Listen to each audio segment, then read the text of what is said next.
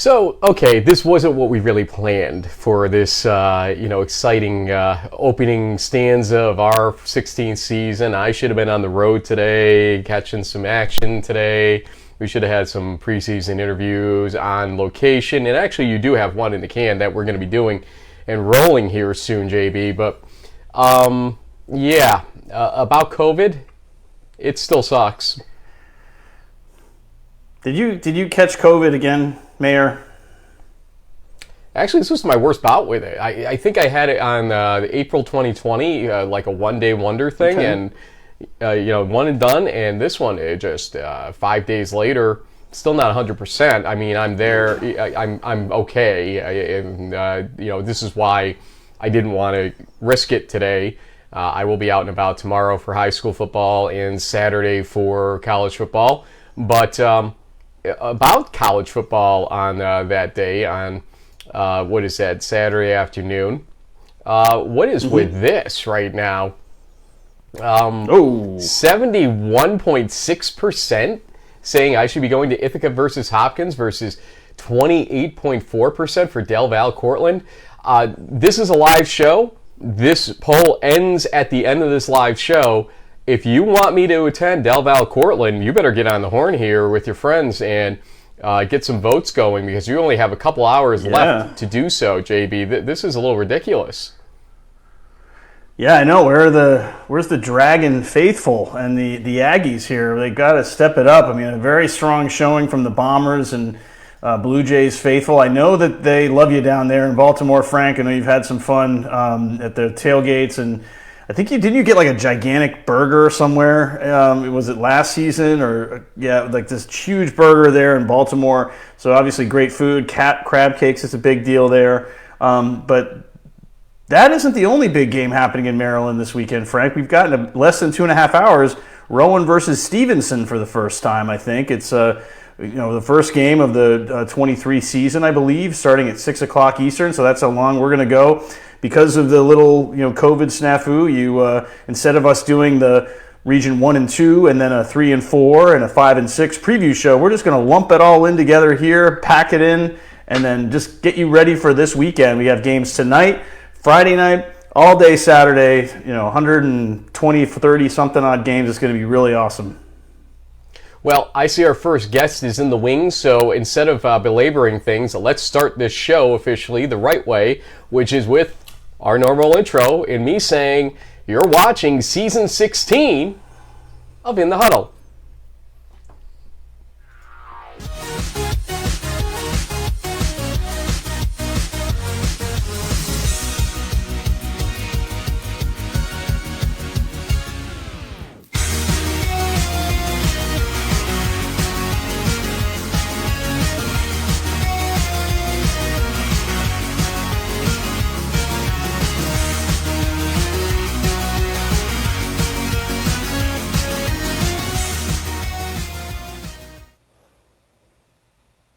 Celebrating 15 years, as it says there, and I'm feeling all 15 of those years right now. I'm not going to kid you, and then some. But listen, JB, we have some big matchups coming up here in Week 1, and we're going to have a guest here in a quick moment that is going to be part of one of the games that I actually am very, very interested in. Our friend Greg Thomas was interested in this game at D3Football.com and Quick Hits today, as you may have seen. And we're taking a different tack on Quick Hits with the games off the beaten path where we each get a region and get to pick a region. I had Region 1 today, but if I didn't have Region 1, I would have matched Greg on this game right here, which is going to be Hampton-Sydney hosting Wabash, because I'm a believer right now in the Little Giants, because they always fight, is what the rumor is out there. And if you were... I guess it's nodding his head in the wings.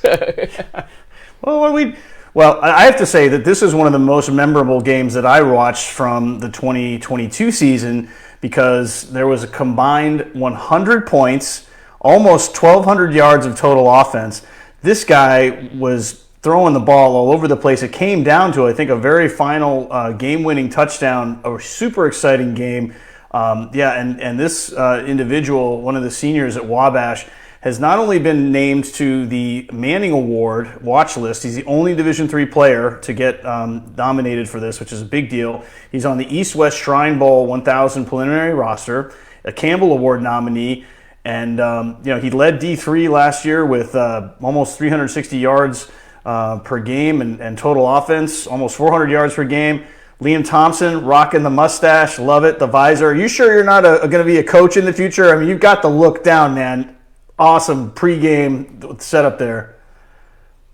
Let's see if we get his audio, Frank. It sounds like you might be we're missing your audio there, Liam, on that side. We'll try to get that fixed over there. Here to save the day is our trusty SID. SIDs to the rescue.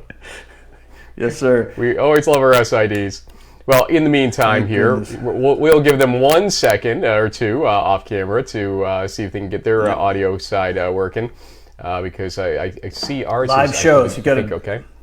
Absolutely. The beauty of live television. In the meantime, while we are doing that and allowing that to happen, we're going to go to essentially the Region 3 slide here to see this game included.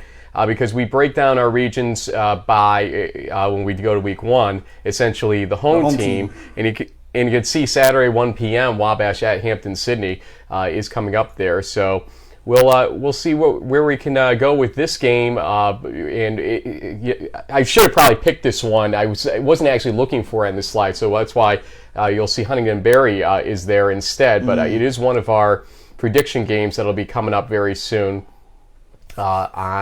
later on our show when we do our lightning predictions. So we're still working on audio down there. Okay. But we'll see here coming up to also, let's go to what is Region 4, which is the actual natural region for Wabash. And you can see some interesting games there. And one that they're going to be watching probably after their game is over is DePaul at Rose-Hulman. And JB, DePaul is kind of the team in the NCAC that's taken things on its shoulders, taking that leadership role, and they're definitely the team to beat in a lot of people's minds in the NCAC, and Wabash will be trying to do so for sure. Yeah, absolutely. They had a good season last year. They were picked in the preseason coaches poll to repeat as the NCAC champs. This game, actually at 7 o'clock on Saturday night, is a rematch, I think, from the 2021 first round of the playoffs. It was one of the more competitive games. I think it was a 25-21 final that the Tigers just outlasted Rose-Hulman in. But Rose-Hulman was one of my sleeper teams in the Heartland. I think that they could make some moves this fall, and it'll be interesting to see. One of the games that we left off the slide, all due respect, I think that was my fault, but Hiram is hosting Heidelberg tonight. I think it's at 7 o'clock. So there will be a Thursday night game in Region 4. We'll include that in our crunch time scoreboard wrap-up. We'll see. I know we have a family friend that will be starting at wide receiver for that game, Mr. Cole Porman, which we're excited for. The younger brother of Luke, who played at UMHB. And so I think he has another brother who's playing up at Whitewater, so a big D3 family there. And oh boy, in the background I'm starting to get some thunderclaps, so hopefully that won't necessarily bleed into the audio. We made it through the hurricane okay, but all of a sudden I hear this, I'm like, uh-oh, yep, here we go. Hopefully power stays on, we'll see what happens. Well, worst case scenario, we'll let our guests know they can use a cell phone probably just as easily to try to connect with us with audio, and we'll maybe reach out to them to let them know that in the meantime here. Liam Thompson, though, is somebody that we are very impressed with and want to have on this show for sure. We'll get his audio working, and just in case they can hear me in the background, feel free to use a cell phone, guys, if you want to. That's an alternative too, if you want. Otherwise, you can just put it right in a cell phone. Because of the little firewall and whatnot, yeah. You can actually, if they on a cell phone with a camera, on our software, thankfully, you can do exactly what we're doing, trying to do normally through computers. So we appreciate everybody that works with us on this issue. Not the first time we've had this happen on a live show. But JB, in the meantime, as we vamp here a little bit, Game of the week wise, it's tough to pick a favorite child when it comes down to it. And you saw the quick hits discussions on different games of the week. When you come to Region 1 and Region 2, I really honestly have a tough time distinguishing that Del Val Cortland game, for instance, between Ithaca and Johns Hopkins ultimately. And so to me, it's like a 1A, 1B type of game. If you personally had to pick, which game would you want to see if you only could watch one game of those two? Well, I would say, maybe being a little blunt, I would probably go with Hopkins Ithaca just because both teams are bringing back a lot of pieces from the prior year. Although, to be fair to Del Val, they are returning from a playoff run, as is Cortland. I think both of those teams' playoff runs didn't really go as they had planned. So I think they come into this season with a little more of a chip on their shoulder. I think the Del Val Cortland game has potential to have a little more offensive fireworks, just based on Cole Burgess and Zach Boys and company. But then again, with Wingfield and the Bombers, you never know. So it looks like we pivoted here. We've got Coach Thompson set up. How you doing, Liam? I'm fantastic. You guys hear me now? We can definitely hear you now. We appreciate your SID hard at work there. I saw him scurrying over there, and we really do appreciate it and appreciate having you on the show. Live internet streaming. That's what we're at here. But Liam, first off, to be on that Manning watch list essentially, and to get the accolades you've received coming into this season before we've even kicked things off here, how do you feel about how your career is going here, man? Yeah, I'm happy with it. At the same time, we have a lot of unfinished things as a team, a lot of things, goals that we left out there last season that we didn't accomplish that we have as a team every year. So just really grateful for another opportunity to go out there and chase those down. Hopefully finish off here at Wabash on the right foot. Liam, I mentioned at the top of the show this amazing 52-48 game that you guys won against Hampden-Sydney last year. I mean, it was so many points. I mean, I think you guys won the game on the last play, a few seconds remaining, 100 points. I mean, are we going to see another offensive explosion like this on Saturday? Or do you think you guys have got things sort of dialed back, and since it's the second time around, it might be a little more lower scoring game, like maybe a grand total of like 60 or 70 points instead of 100? Yeah, it's always interesting when you play a new team, an out-of-conference team, which we did last year for the first time. Kind of unfamiliar. Obviously, you have the game tape that you can watch, but when you play the conference teams, you're more familiar with kind of the tempo of the game and what that team really looks like out on the field. I also think the first game of the year, you never really know exactly what to expect. You go in with a plan, and it often goes different from that. So seeing this team for the second time, they got a lot of guys back. They're a really good football team. But yeah, as an offense, we don't have goals in terms of we need to score this many points this game, or we need to do whatever. We just want to put our team in the best spot to win. So if that means scoring 70, or if that means scoring 20 points and controlling the clock, whatever that takes, we're prepared to do. I look forward to watching this game in the background when I'm at a game on Saturday. I won't be able to get over to Hampden-Sydney, but it's just going to be, I think, one of those games where it could define one of these teams' seasons, or maybe both in certain ways, even for the loser of the game.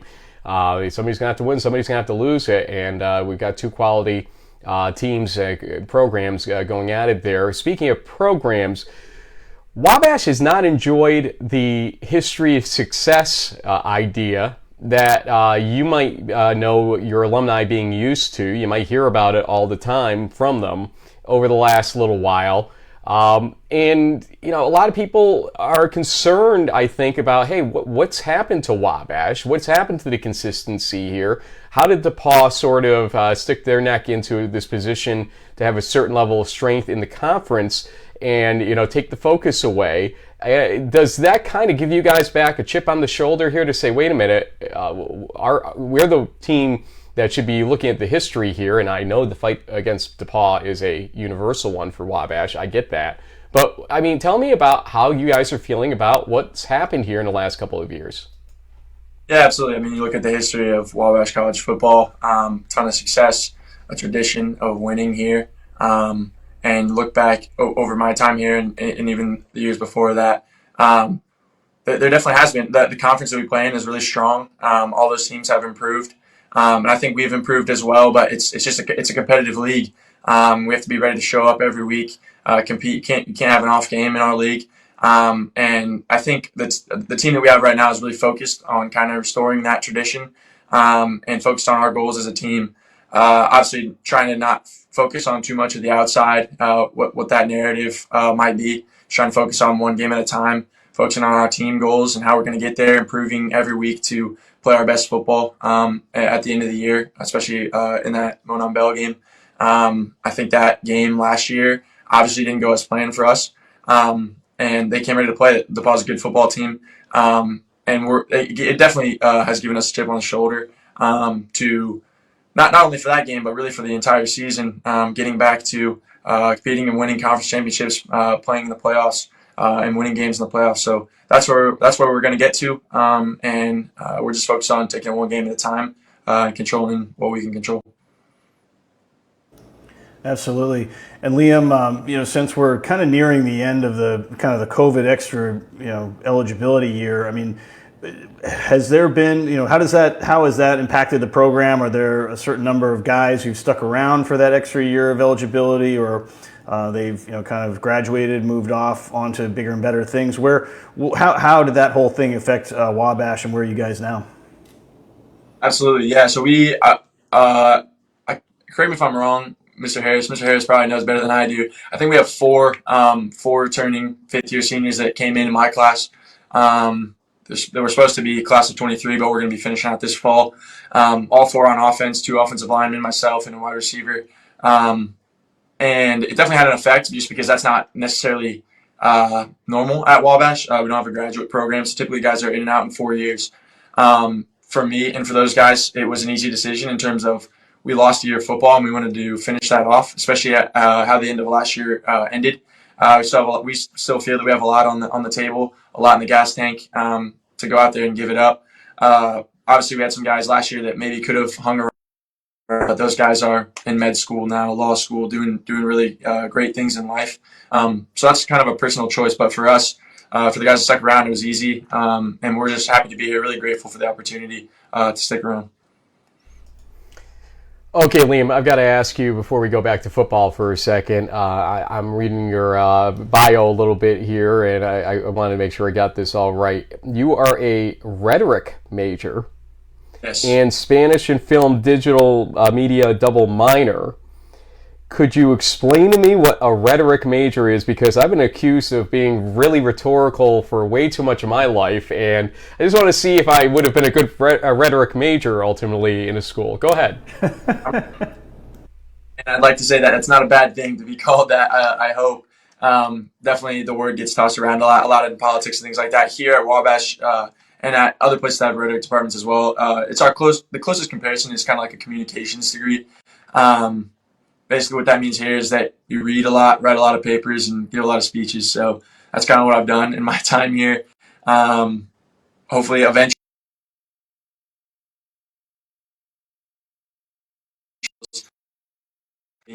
learning how to learn, and it's been a great experience for me.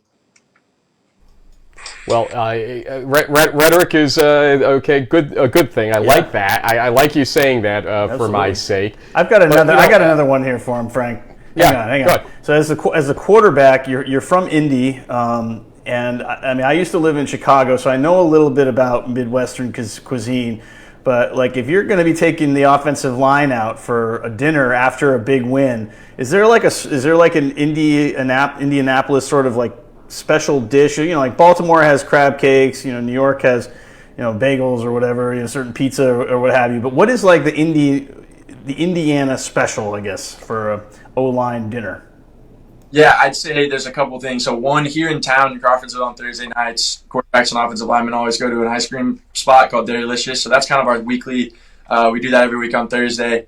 I'd say if you're in Indy for one night, St. Elmo's is the big steakhouse in Indy in the Midwest. The steaks are going to be good. A lot of different things. The state fair just happened, so a lot of different kind of Midwest foods, things like that. But if you're here for one night and you're in Indianapolis, if I had the funds, it would be St. Elmo's for the offensive line every week. Yeah. JB, St. Elmo sounds fire. If you get that reference, Liam, I would be shocked at that reference going to you. But listen, oh, it is indeed. It's the '80s. But Liam, listen. You talk about the O-line, or JB was at least taking them out. Talk about your O-line.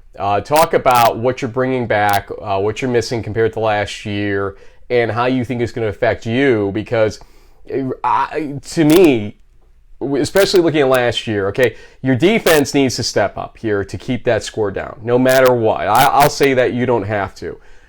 But ultimately, you still have to put up the points, no matter what. And that O-line is going to be crucial. You're a great leader, great speaker, no doubt.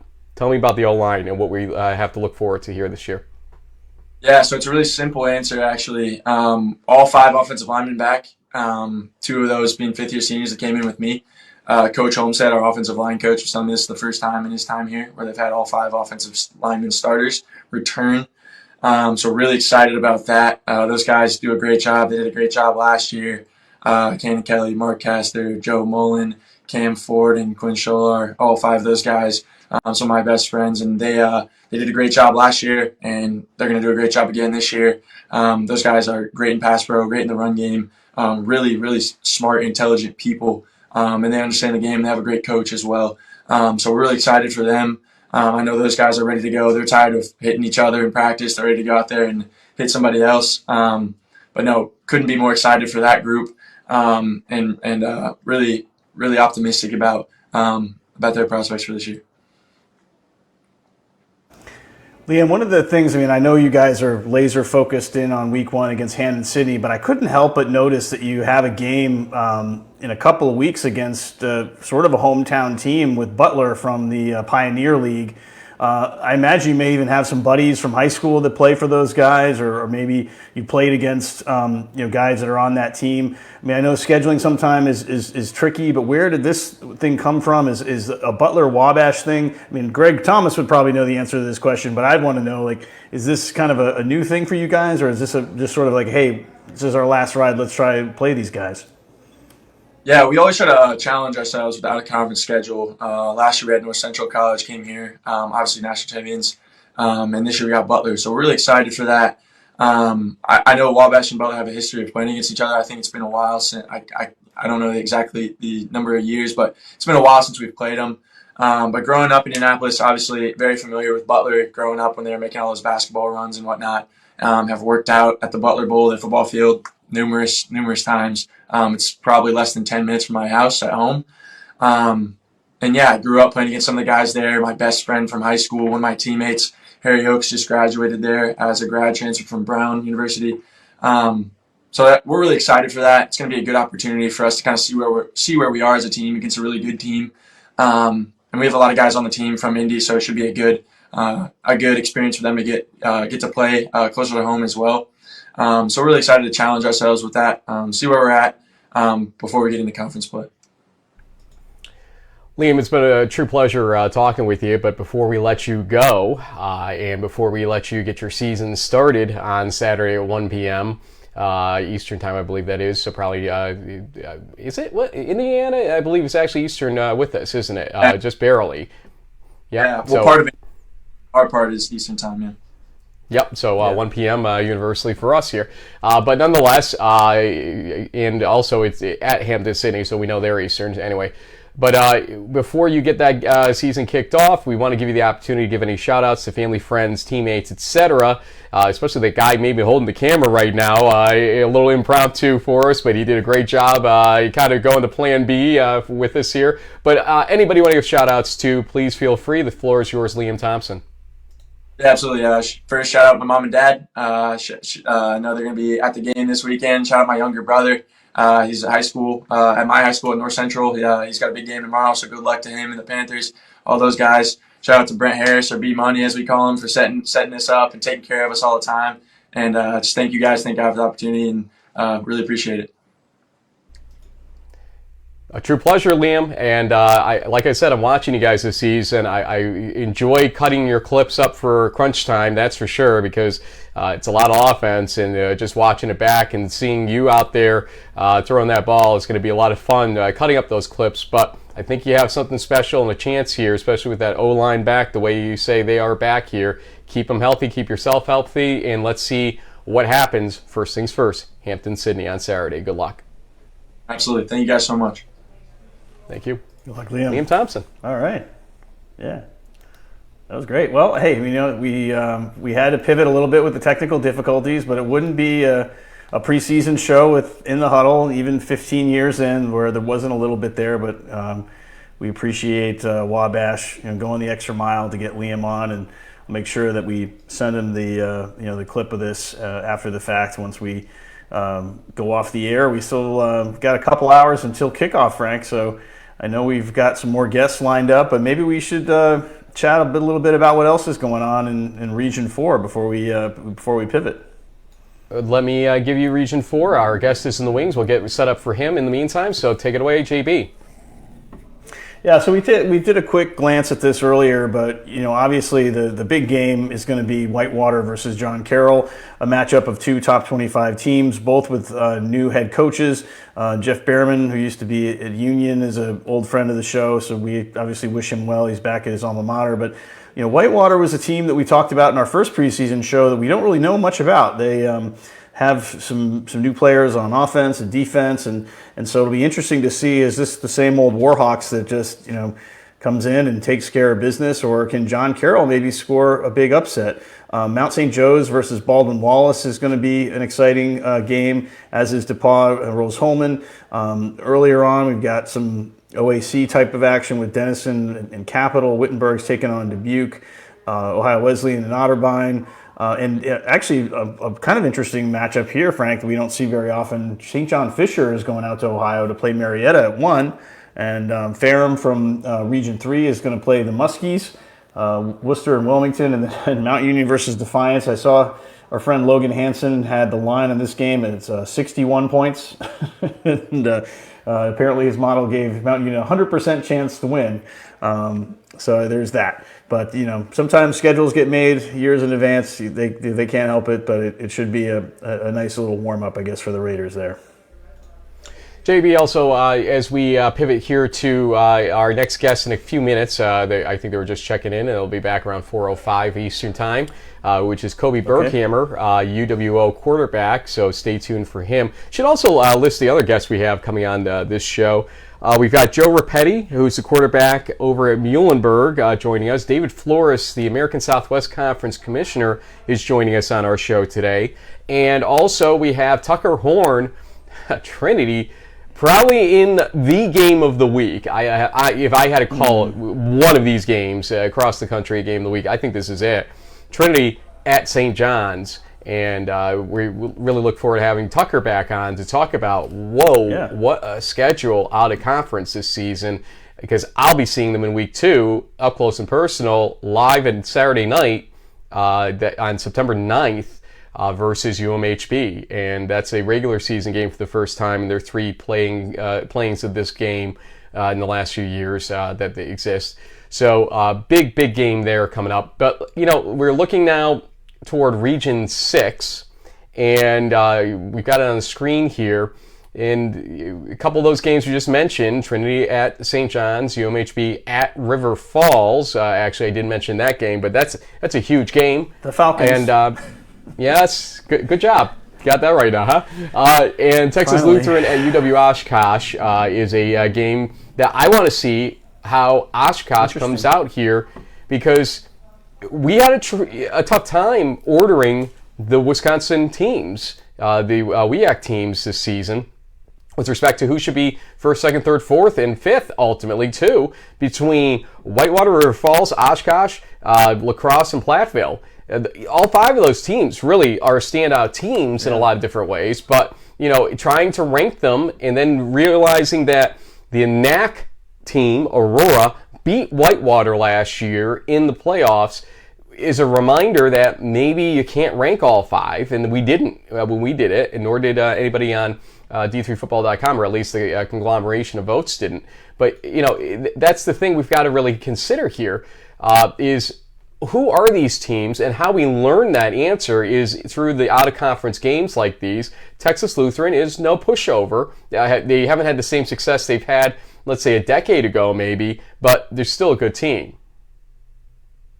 Yeah, absolutely. I mean, anytime you play a team from the ASC, and even though that conference is slowly being picked apart, and we'll talk to David Flores a little bit about that in about an hour. It's a great first matchup, and we see some other interesting matchups happening in the West with Redlands going up to play Pacific Lutheran. We've got Southwestern from Texas flying out to Los Angeles to play Cal Lutheran. We got Howard Payne going up to Oregon to take on George Fox, and then in the Red Eye game, you've got Chapman versus Pacific, another kind of a multi-state flight type of game.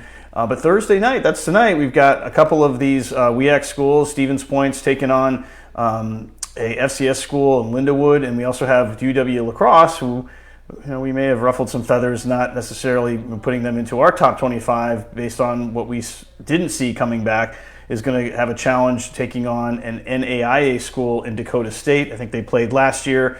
I imagine this will be once again kind of more of a lower scoring defensive affair, but we'll see, whether or not this Eagles team is the same kind of high-powered team that we saw in the playoffs last season, and go from there. As you can see on the screen, kickoff is less than 2 hours away in the Rowan-Stevenson game coming up at 6 p.m. Eastern Time. D3 season for 2023 is almost underway here, folks, and we're going to take you all the way to that point. But we've got interviews galore coming up before that.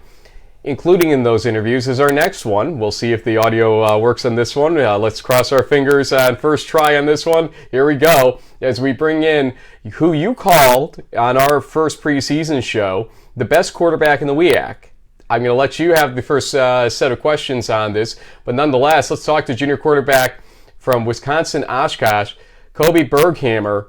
He's joining us here on In the Huddle. And Kobe, how are we doing today? I'm doing good. How are you guys doing?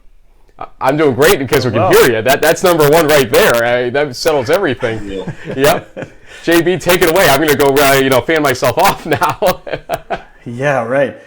So, so Kobe, we sat back and we're really impressed, watching you last season. You accounted for over 3,000 yards of total offense, 36 touchdowns, 25 by the pass, 11 by rushing. You really have an exciting offense there with the Titans. But, it was the first year of Coach Jennings' regime. What was it like for you guys to kind of go through that coaching transition to have this sort of new, sort of program, type of, not a reboot necessarily, but getting underway with a new coach? What was that like for you guys? Yeah, it was awesome having Coach Jennings come in, honestly. It was different. It was a learning curve for sure. But we really took last year as a chance to learn and become better.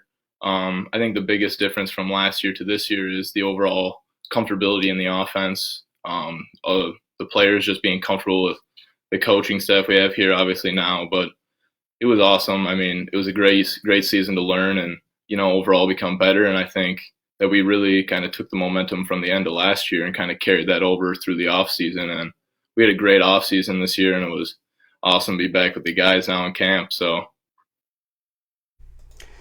it's a weird scenario right now in the WEAC, and I kind of was discussing a little bit about it as we're getting you back into your position here with us.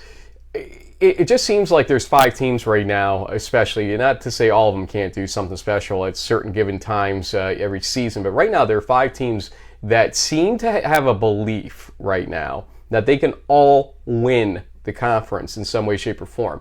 This is something that when I started my Stag Bowl sideline visits back a long time ago in 2007, wasn't the case. It was Whitewater and Whitewater and Whitewater, and maybe somebody else from the conference gets in from a Pool C bid, but we won't even talk much about them deep into the playoffs. Now, things have changed. What's caused that? I mean, how obviously you don't know the entire history of this whole situation unless you watch it carefully when you're younger, but what is changing there in the WEAC that makes everybody feel like this is a chance for everybody? Maybe Oshkosh helped change the tide, I don't know, in the mid-20 teens when they got to the Stag Bowl. But, tell me what you're seeing there with this WEAC. Honestly, every team is tough. That's the biggest thing in this conference. It's like every single week we know it's going to be a dogfight. We know every team's going to give us their best, and rightfully so, right? We want to give every team our best. So I would say, honestly, I think it's just everyone – I don't know. Obviously, players make plays, and I think there's a lot of great players in this conference, and that makes things a lot easier.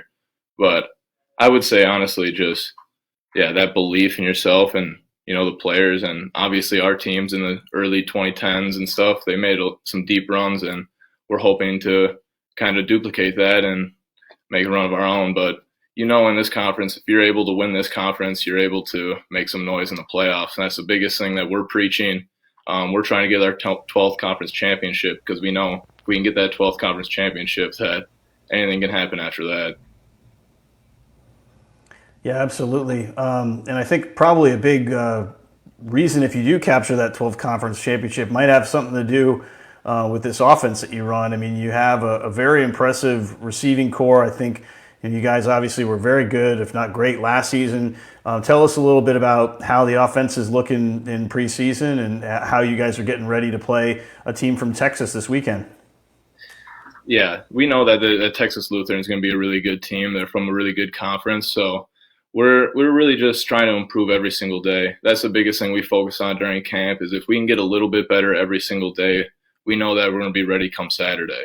So I would say that's the biggest thing. Obviously, the receivers we have coming back are absolute studs. So, and any way I can get them the ball, get the playmakers the ball will be awesome. But we're bringing back 4 of our 5 old linemen from last year, and they've been looking really good. So, and then obviously we have a couple new running backs coming in this year, but I'm really confident in the guys that we got in our locker room. Our defense has been awesome. It's been tough going against them guys every single day. But we kind of live by this thing called iron sharpens iron. We know that if defense were to win one day, that's awesome for them, right? Because they're on our team. If we were to win one day, that's awesome for us because we're all on one team. So I think that's the biggest thing is just focusing on getting better every day and then let the things fall on Saturday. Kobe, as I'm looking down, we have you written as junior. I'm not sure. The roster says senior. I mean, what is your eligibility situation? Correct us if we're wrong. Please do. And always, we don't know the correct answer in about 90% of these cases because of COVID situations and everything else. So my other part of my question is, what did you learn through the COVID situation? Because the start of your career basically was coinciding, I believe, right around that point in time. And did it help you in this process of maturation to become the quarterback you've become for Oshkosh?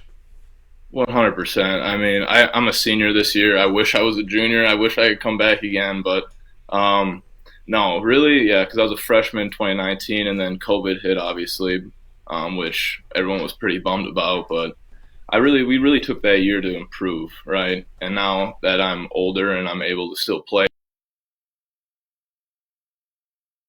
I would say that we really took and focused on getting better over that COVID year, whether that be in the weight room, whether that be on the football field, whether that be in meetings. I think we really took that time to become more knowledgeable about football, become better football players, become a closer team. So in the end, I mean, COVID sucked for everybody, but it was kind of a blessing because it gives us all another year to come back and play. So in the end of the day, I think that I'm a better quarterback now than I was in 2020. So I'm thankful for that I can come back and play again. So. And we've made the fix, just in case you couldn't tell. The senior quarterback from Wisconsin, Oshkosh, ladies and gentlemen. Maybe that was one of those things where I saw it, or maybe when Coach let me know that Kobe could make it, he was hoping he was a junior. Yeah, it probably was that. So you get one more year. Wishful thinking. Yeah. No, I wish. JB, go ahead. So, I guess this isn't really a football question, but tell us. I mean, you got I think this weekend's game. You're going to be you'll be. I think you're hosting. Correct? Let me just make sure that because I know you hosted. So Tell us a little about what is the Oshkosh home game season opener experience. I know you guys apparently have a new Titan Gold beer that's being debuted for the tailgates for the alumni and the parents and whoever's 21 and over to partake in that. But I mean, tell us a little bit about what an average D3 fan or someone tunes into this game to see what the Titans are all about are going to see on game day. Yeah, honestly, we do this thing we incorporated last year. It's called the Titan March. We start across the road and we walk to our stadium actually, and we get to interact with the fans. We get to see. I mean, I think it really helps just becoming more comfortable with the amount of fans that'll be there, because you get to see them, you get to walk through them all. They get to cheer you on. You kind of feel like from the start that the fans got your back, and they kind of feel more involved, which is awesome for the fans. We're kind of adding more to our game day, which is awesome. But we're hoping to have a ton of people out. It'd be awesome to fill up the stadium, fill up J.J. Keller Stadium, and that would be awesome. And it's going to be rowdy. It's going to be a ton of fun. It's going to be hot on Saturday, but it's going to be fun. Okay, Kobe. 2019, 14 touchdowns, 5 interceptions. 2021, 19 touchdowns, 4 interceptions. 2022, 25 touchdowns, 7 interceptions. This is only passing. You may have had a couple of running here and there, sure.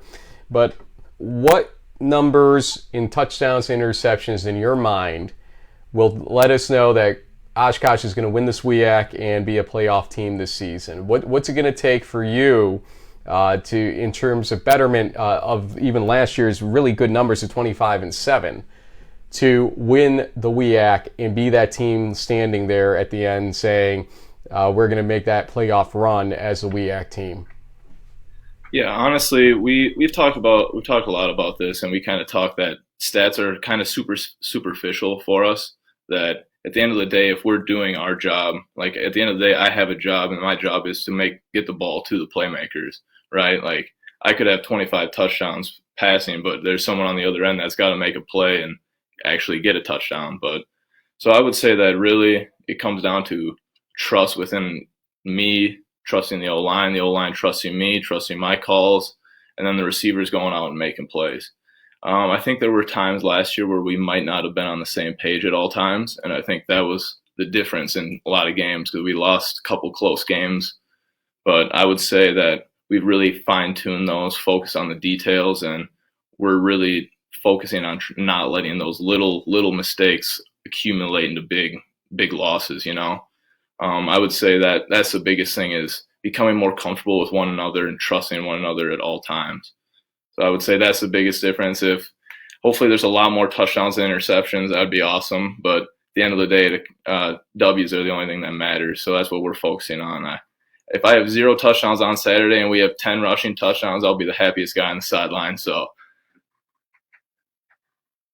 People So Kobe, I was going to tease you a little bit because I hear sometimes from the Midwest and people up in New York like frankly, it's going to be hot. I live in Florida, it's hot down here a lot. But I will say I just looked up the forecast, high of 88 for that game day. That's even for the Midwest, that's pretty toasty. And I imagine there's going to be a little humidity thrown in there. Have you guys been doing anything a little extra with this preseason, or since the weather's probably just as warm up there, you're just getting ready for, full pads and 90 degrees on the field?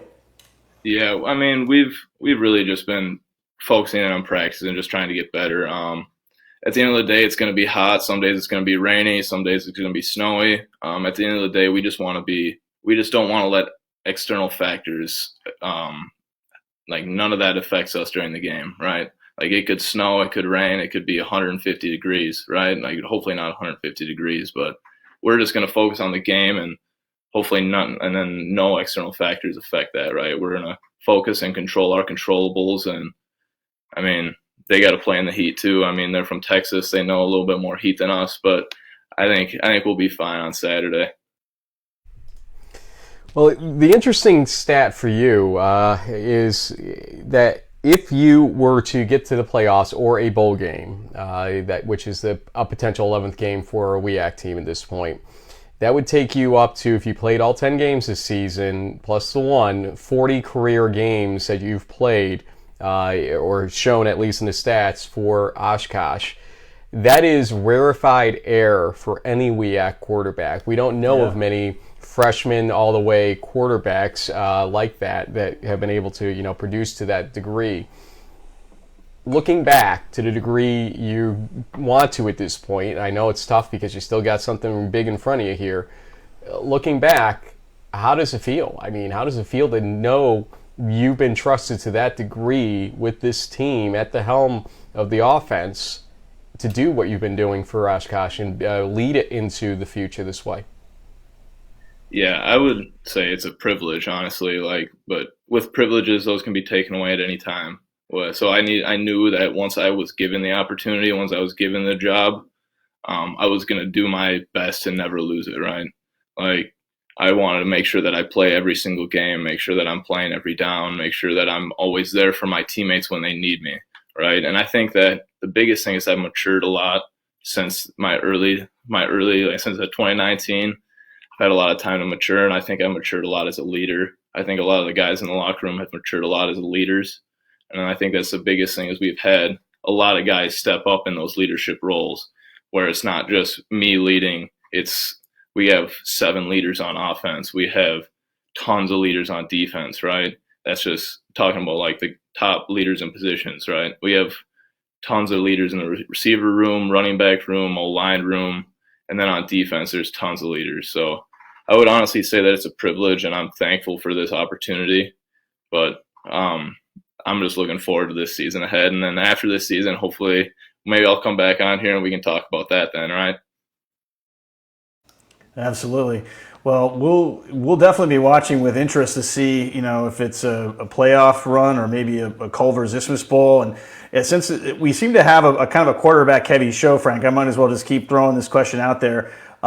Speaking of Culver's, I mean, I know they grow them big out there in Wisconsin. I'm sure your offensive linemen can eat a decent amount. Is there kind of a go-to place that you take your O-line? Hopefully it doesn't break the bank, but is there sort of a Wisconsin Oshkosh favorite spot for you guys when it's maybe for a lunch or celebratory meal after a win?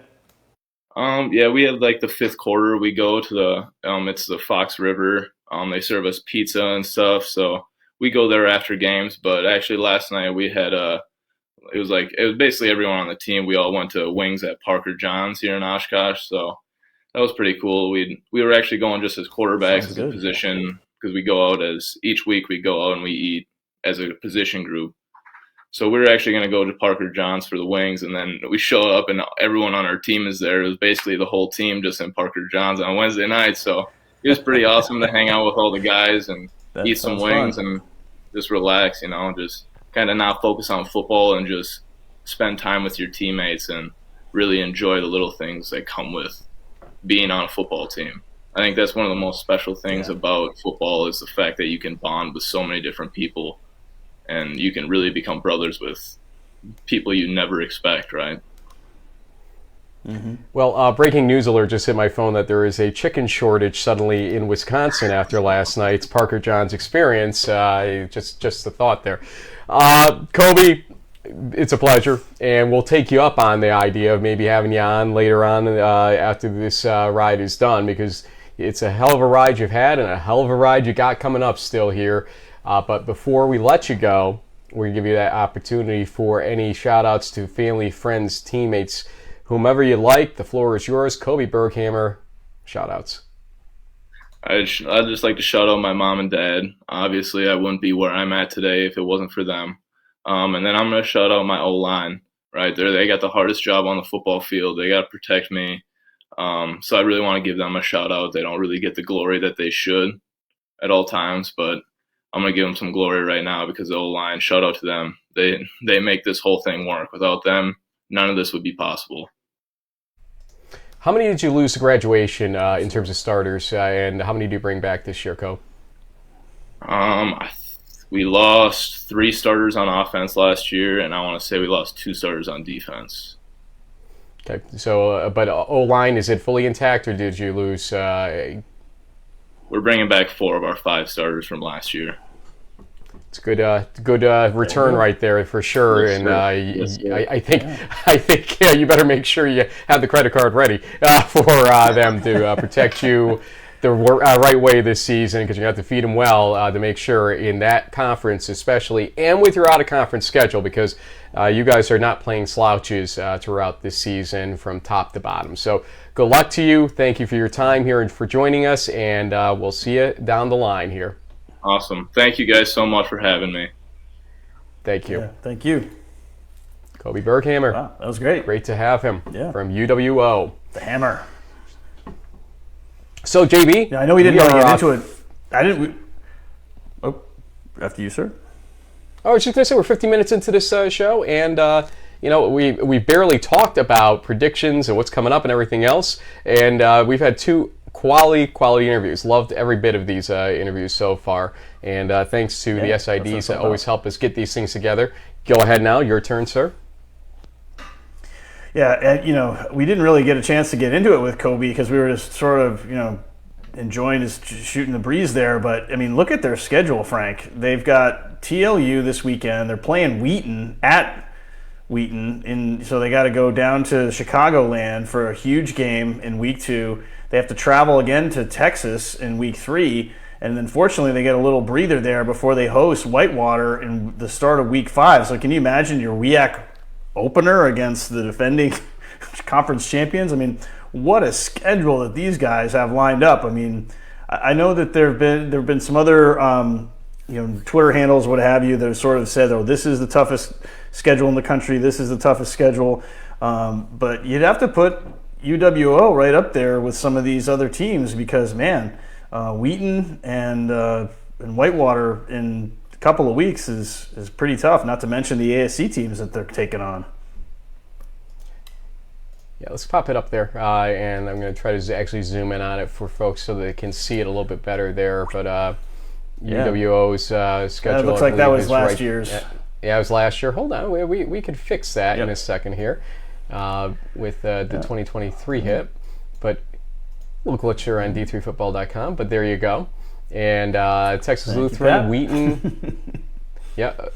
Wheaton is that team that, honestly, compared to the teams, North Central and Wheaton, I feel like Wheaton's got the better non-conference schedule this season out of the batch of them there. Yeah. East Texas Baptist, I mean, and then Whitewater. I mean, you start your conference season with Whitewater. Jeez. You got to be joking, especially if you're Coach Jennings looking at that like, can we push that to week 7 or 8, please? Yeah, right. Seriously, and goodness. not too far down is lacrosse, which was, Yeah, well, they have the week off there too on the 23rd, so they do get a little time between the out of conference and the conference schedule. So at least they get a breather. Yeah. But my goodness, that's something that probably I don't know. I'm not sure I'd want that schedule personally, but they're going to play it, and they got to play it at this point. Yeah, it is. Yeah. So, taking a look at the update on our poll here, Del Val Cortland beginning to, if I get my mouse out of the way there we go. Okay. Del Val Cortland coming back slightly, not fully. Couple of points, not a ton. They need another 19.5% swing here, basically, to get me to come to that game on Saturday. So again, if you're a Del Val Cortland fan, get your friends on Twitter and have them vote on this poll. It's right at the top of both of our pages right now. We retweeted it out before the show, so just scroll right by, the top stuff, and you'll find this poll right there. Okay. Did you lose a shirt? Did Muhlenberg just fall again? Coach Nate, if you're watching, apparently this lovely polo that you so kindly sent, along with a really lovely note, is too heavy to hang up there. So, I mean, well, actually, there's a good reason I may have to put this on a little bit later. We may have a guest joining us, from the Centennial Conference. But yeah, sorry, Coach. Just too much. This material too heavy for that, so I'll have to like scooch my video here a little bit and sort of, I got some other Region 2, 1, and 3 teams up there. I need a little more Region 4 through 6 swag, apparently. So you know where to find us. We're always happy to represent. I had to put a couple teams. I got Birmingham Southern right over my shoulder. They're kicking off, playing at the War Memorial tonight against McMurray. Kind of a good interconference kickoff game in a big stadium, so that's exciting. But yeah, I try to keep the Muhlenberg shirt up there. Too heavy duty, so I'll just have to, let it sit on the shoulder blade for a little while. We'll just go with that. I actually would say I want to go back to this for a second if I can. I'm impressed with the usage of the guitars for the hats. Actually, that's a quality idea. I mean, nice idea. It was the only way I was going to get him in the shot. So we got our Western New England Golden Bears over here. That was from Coach LeBeau when they came down here to Florida. His wife kindly tracked me down and handed me that along with a shirt. And then we also have the Salve hat on the other guitar right there. Boom. Salve being a team I think you picked in our first preseason show, Frank, as a team to keep an eye on in their new conference, the NUMAC. So we'll see what happens with our friends the Seahawks. They actually have a Thursday night game next week against Framingham State. So we have a couple of Thursday night football things going on. We have Stevenson and Rowan kicking off in about 90 minutes. We have another 10 or so games that will also be going on throughout the evening. We've got a couple of games on Friday and then a slew of games all day Saturday. So it should be an exciting first week of D3 football.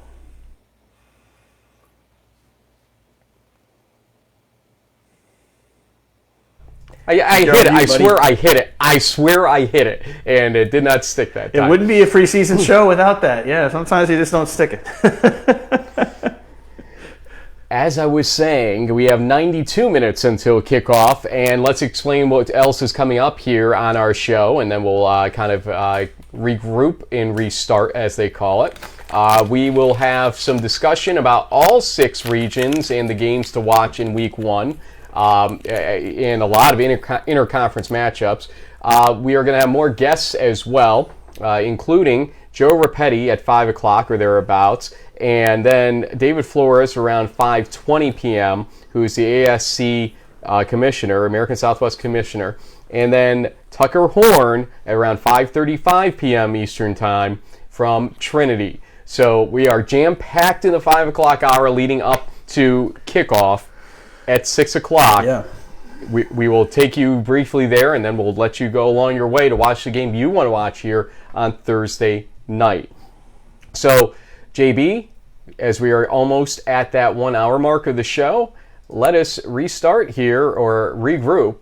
You're watching In the Huddle.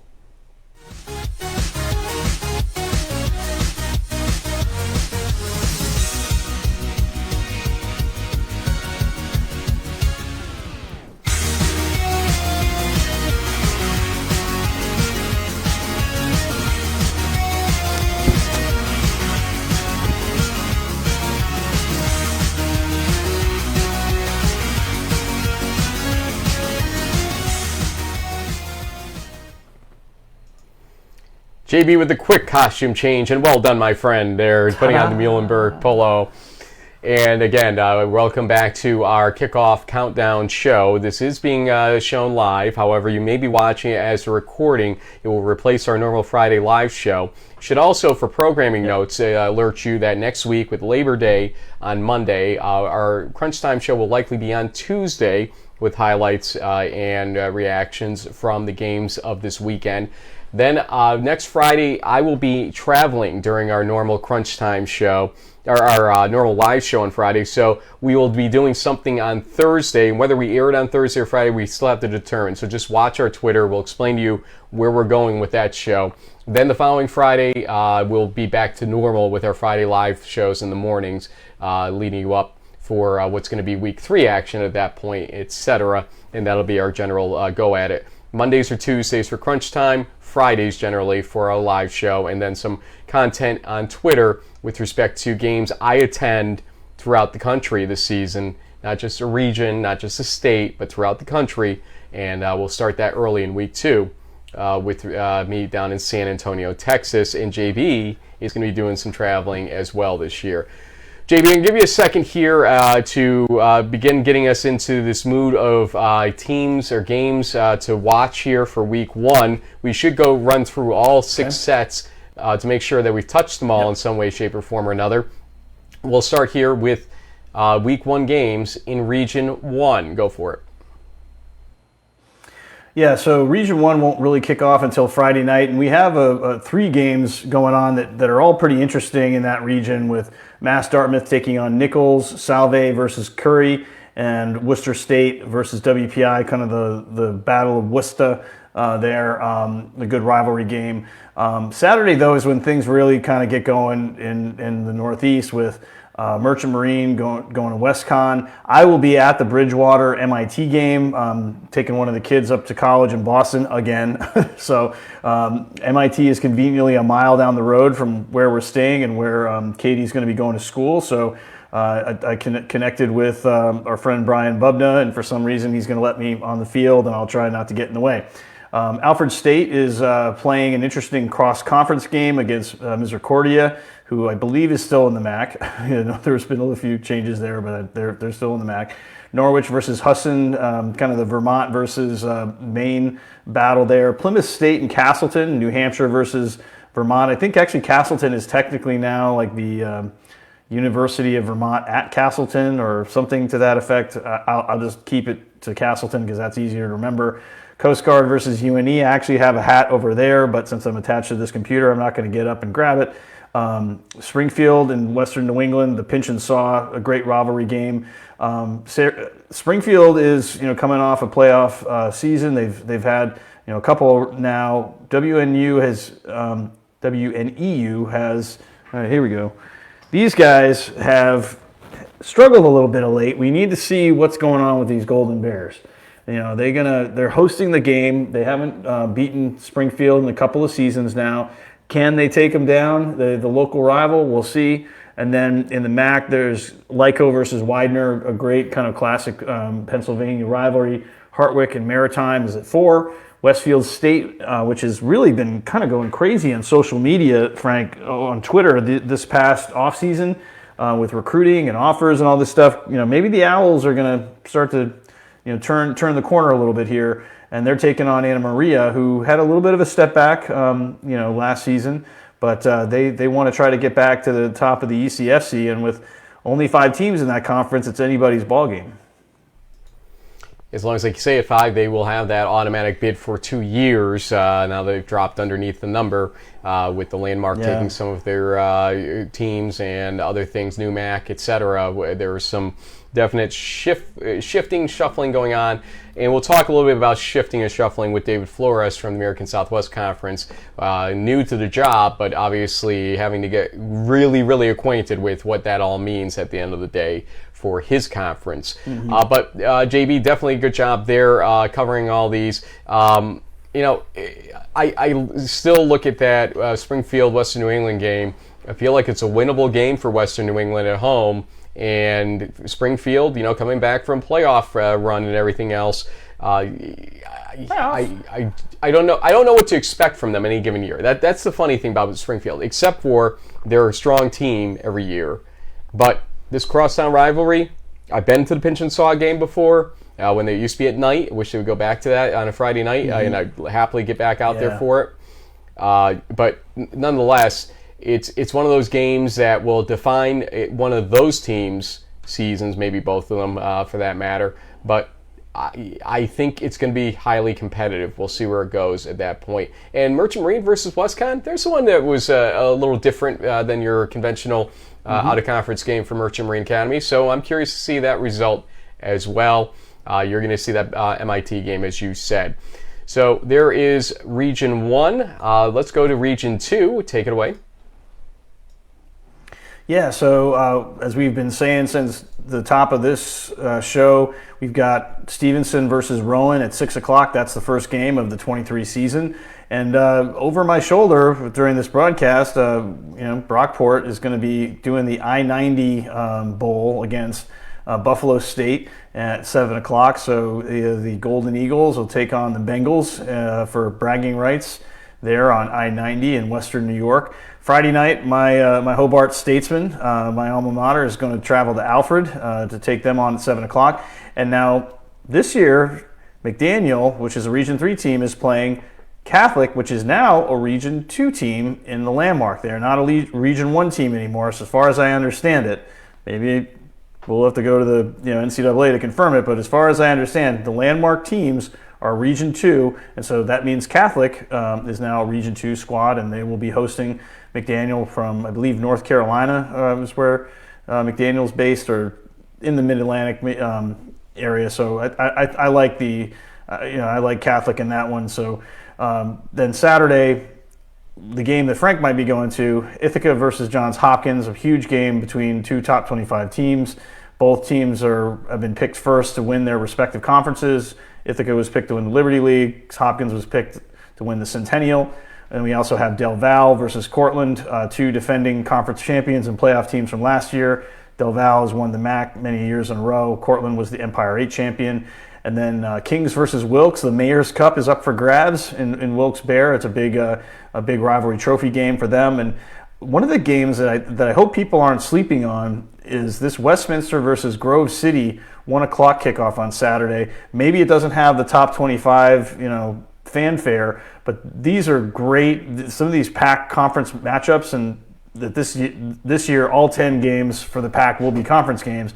This is a huge game in the PAC to kick things off. Marshall State will go to Jersey to take on Kane. FDU Forum is going to play William Patterson, also there in Jersey. And then Southern Virginia takes on Christopher Newport at 5. And Carnegie Mellon, our friends out in Pittsburgh, will be going to Geneva for a 7:30 late night kickoff on Saturday. Thanks to the folks over at CMU. They sent some game notes over to us. And when you look at their roster, Frank, those Tartans bring back a lot from that 2020 PAC championship and playoff team. This is going to be a tough team to beat in Region 2. Is this where I insert my dejection toward the PAC not playing any out-of-conference games, et cetera, all that stuff, right? Yeah, okay. To help clean up your mess a little bit on this one, McDaniel is from Westminster, Maryland. So you're up by a couple states there, buddy. I thought that was maybe Maryland. Okay. They are a Centennial team. Swing and a miss, so, not bad. Yep, Centennial, so it's Region 2 versus Region 2 now. I was thinking of Methodist, which is the totally different program. But there you go. That's a good call. That's okay. Preseason bogey or whiff number 1 or number 3 or 5 or 16. We'll get the rust out over the season. Trust me there. Well, we'll find out about all that now. It's just to again, bring this up: Ithaca, Hopkins, Del Val, Cortland. 2 major matchups right off the bat in week 1. Not your conventional matchups for them in out-of-conference games. They're challenges through and through. Ithaca and Cortland. Cortland's gone out on a whim on a couple of occasions to take some teams on that where maybe stretches or challenges. Ithaca, there have been years where they've kind of, I think, just tried to fly under the radar, he said. But they are certainly not doing so here with the Hopkins game, and kudos to them for doing this. But right now, it looks like we can get a front row seat for the Ithaca-Hopkins matchup if this continues, unless again the poll changes with 240 votes in it right now. But Kings Wilkes is a rivalry game, and the shifting that went around in Region 2 has forced some of these rivalry games, like also Moravian at Muhlenberg, to just kind of front load themselves into week 1. And Moravian Muhlenberg is going to be tomorrow night. It's not on our list here, but it should be probably on Friday 9/1. It's a rivalry, and Moravian with new head coach got to talk with him at the Landmark Media Day about a month ago. very excited and very energetic fellow, and we'll see what happens with that team as well. Exciting football in Region 2, but a lot of uncertainty with respect to what has changed over the last couple of years into this year especially. So there's that. Region 3, JB, I will let you take us briefly through here actually we haven't looked too deeply into Region 3. We did with 4 and 6 a little bit more, but Region 3, go ahead, take a fresh whack at it. Well, it's funny because I just retweeted Bellhaven's game day tweet. They will be hosting Millsaps, and they're kicking off at 7 Central, 8 Eastern. Bellhaven's broadcast, if you've never seen it, is fantastic. Great clear video, really good views of the field, and so that will be a nice one if you want to watch some games later tonight. ETBU is taking on a NIAI school in Louisiana Christian, and as I mentioned before, behind me in the gold is Birmingham Southern versus McMurray at 7 Eastern time, I believe, at the War Memorial. Here we go. We got our Birmingham Southern. It is September, which is a Pediatric Cancer Awareness Month. I bought this T-shirt to help support that cause last year. Hard to believe that our friend Mikey Weinstein hasn't been with us for almost a decade now, and so we're always big fans of supporting causes like that, and we appreciate Birmingham Southern for bringing that to light and just doing lots of other great things in the Birmingham community. They've been very active with us on social media, and we certainly appreciate that partnership. Elsewhere in Region 3, we've got Albright going down to Texas to take on Hardin-Simmons on Friday night. Saturday, we have a bunch of games in Tennessee. Maryville versus Sewanee or the University of the South. They probably have a kickoff time for that. I can double check that in a minute. But Randolph-Macon versus NC Wesleyan, Wabash versus Hammond-Sydney, which we spoke about earlier. That's going to be a great matchup. Salisbury versus Washington and Lee. This game could have a running clock that doesn't stop. Washington Lee, one of those more triple option types of teams. Salisbury does a modified, more spread passing version of the triple option. They lost a lot of guys to injury last season, but they're back and lots better health this season. We'll be kind of curious to see how they fare in that game on the road against a good ODAC team there. Wash U is traveling to Arkansas to take on Hendrix. That's a kind of a rare matchup, a team from Missouri heading down to the southeast for a game. And then, Frank, this game might be a surprising situation here. Susquehanna at Bridgewater, Virginia at 2 o'clock. Bridgewater is a very strong team. Susquehanna has lost some key players to graduation, although they were picked to win the Landmark, their new conference. Could the Eagles pull off the proverbial upset? I don't know if they would call that an upset on their home field. They are a team that could actually win that game, in my opinion. Huntington versus Barry. Huntington has been the USA South champ for the last couple of seasons, playoff team. Barry had a run there where they won 5 or 6 SAA titles in a row before Trinity knocked them off. So the Vikings are looking to get back on track. That'll be a 6 o'clock kickoff. Hanover versus Center. Our friend Trenton Duper, I'm sure, will be watching that game. Hopefully he's there in person to cheer on his teammates. A little more on him in a little bit. And then Sul Ross State, which is one of the ASC teams that's moving up to Division II, is taking on Western New Mexico, which I believe is either a D2 or FCS, maybe. And the type is too small. I'd have to get the glasses here to see that one, but you get my point. That's Region 3. Going back out for a second, why don't we cover the topic you just brought up? Trenton Duper will join us at some point this season. I was communicating with him today. He's in Houston for some tests, but he is a grad assistant this season for Center, which means that he is essentially back to some level of normal. Obviously, you can never return fully. It's going to take a toll on your body, what he went through with his cancer situation. But we are just thrilled of the power of prayer, the power of medicine, and everything else that allowed him to bounce back. and continue to be somebody with a role in football somehow, some way here. So Trenton Duper, I mean, I think we all remember the way he looked when he came on the show with us last year during some of the throes of the worst of what he was going through with a couple of rounds to go. And seeing pictures of him recently, it's been just like, wow. He is definitely on the rebound, and we pray that remains the case. You're never fully in the clear. You've always got to make sure you're watching for a reemergence, but they feel that they have gotten him into a very good position. Hopefully the tests this week will make sure that is remaining the case, and that he will lead a life of normalcy and football and whatever else he wants in his life down the line. So congratulations to him and to his family and to everybody around the program of center.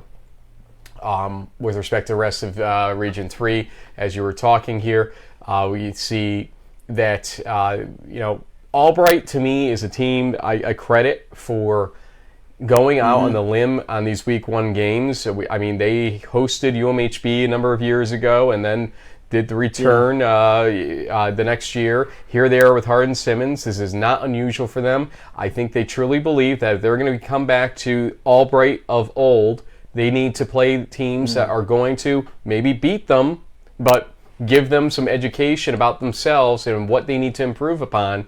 And so I credit them. If you're willing to take the L in the hopes of giving the W for the conference ultimately to get your playoff slot, you know what? More power to you. I can never fault a team for taking the risk like that. So there you have it. Absolutely.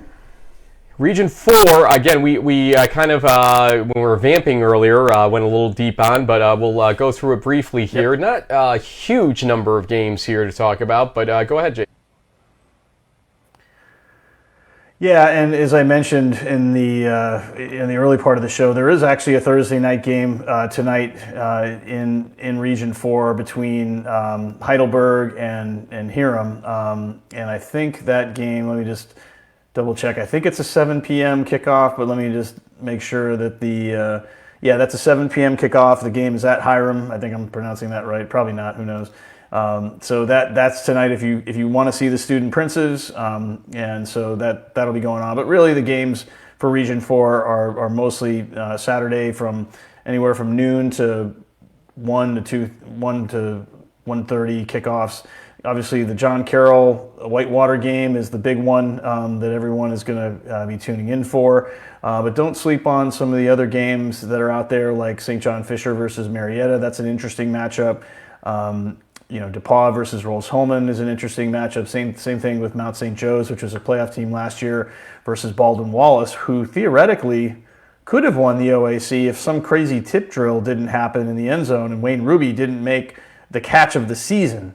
We named him our offensive player of the year for 22, and probably the main reason is that I don't think there was a single play other than maybe the Tucker Horn touchdown pass that beat Birmingham Southern in that amazing game, that was a better play by an individual to save their team's you-know-what when they really needed it. I mean, that was the difference between Mount Union not making the playoffs or not. I mean, that was just, it was a heads-up play by Ruby, and you got to credit that. So I know Baldwin Wallace will be back. And hey, speaking of Baldwin Wallace, they just got a guy into the NFL. Wasn't invited to any camps, wasn't invited to any bowl games or anything like that. He just got a chance as an undrafted free agent, and now, lo and behold, he's on the Titans. I wish I knew the guy's name off the top of my head, but maybe you know, Frank. But an amazing story for Baldwin Wallace. I believe I think we actually just tweeted that. I think our friends at the third division had posted something about that. So let me see if I can find it here. Here he is. Anthony Kendall. Anthony Kendall. He's from Port, I think Richie, Florida, down here in the Tampa area. So congratulations to him and to his family. It's exciting. We'll definitely be keeping tabs on him. Maybe we'll get him on in the huddle later this season. We'll see. We've had a few pro players who've shown up in the past, so you never know. Well, I wanted to maybe bring it up. I sort of was just tooling on the new Union College mascot, nickname, whatever you want to call it, instead. But imagine being Jeff Bierman, going from the prospects of having an opener against Hilbert, which is Union's opener, and an opener versus Wisconsin Whitewater. I mean, what a night and day change it is ultimately for Jeff Bierman, having made the move to his old college, old stomping grounds, and picking up this as the opener. We were trying in earnest to get him on the show with us or record an interview with him.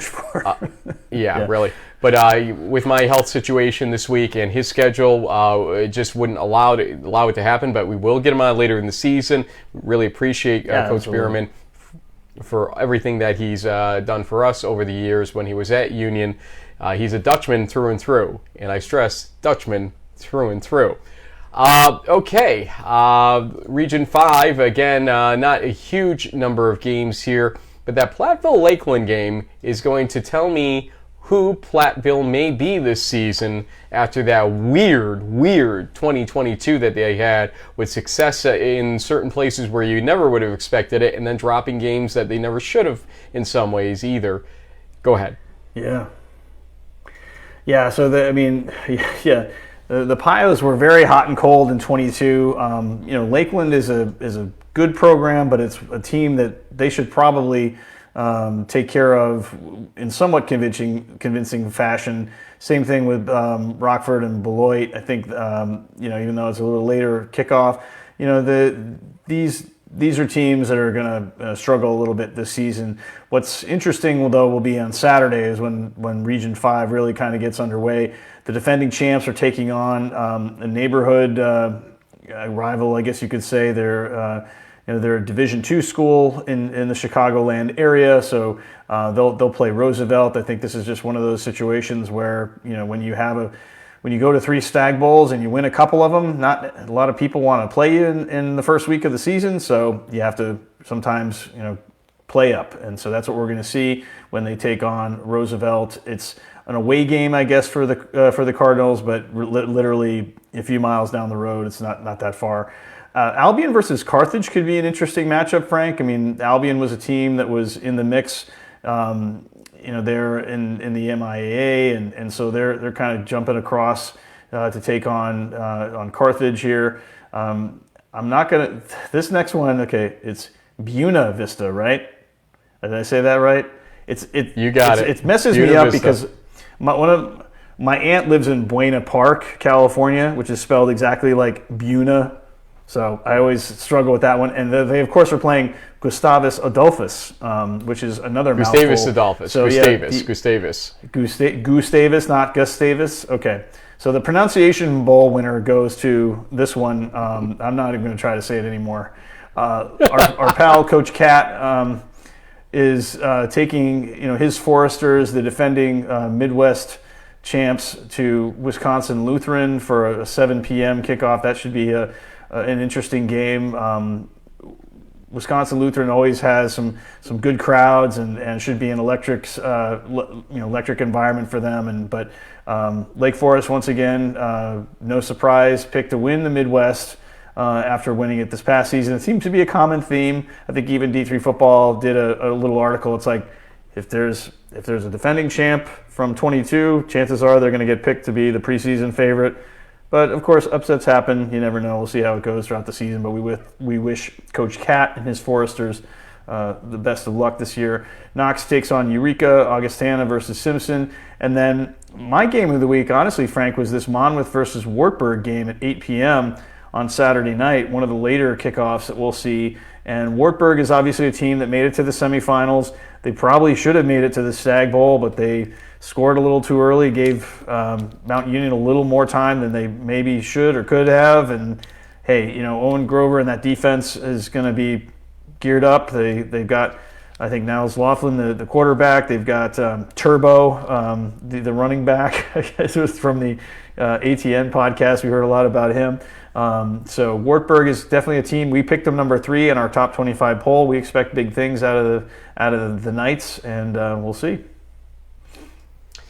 JB, I'm going to just run down quickly here on the screen Region 6, since we actually did talk a little bit more about this screen already once. But the two UWs you see in the Thursday games there, and then that Trinity St. John's, UMHB, River Falls, Texas Lutheran, Oshkosh, triumvirate of Region 3 versus Region 6, specifically Texas versus Region 6, going on right there at the top of the Saturday list is huge. Howard Payne versus George Fox is a similar Texas versus Region 6 scenario at the bottom of the list in terms of the timing at 8 p.m.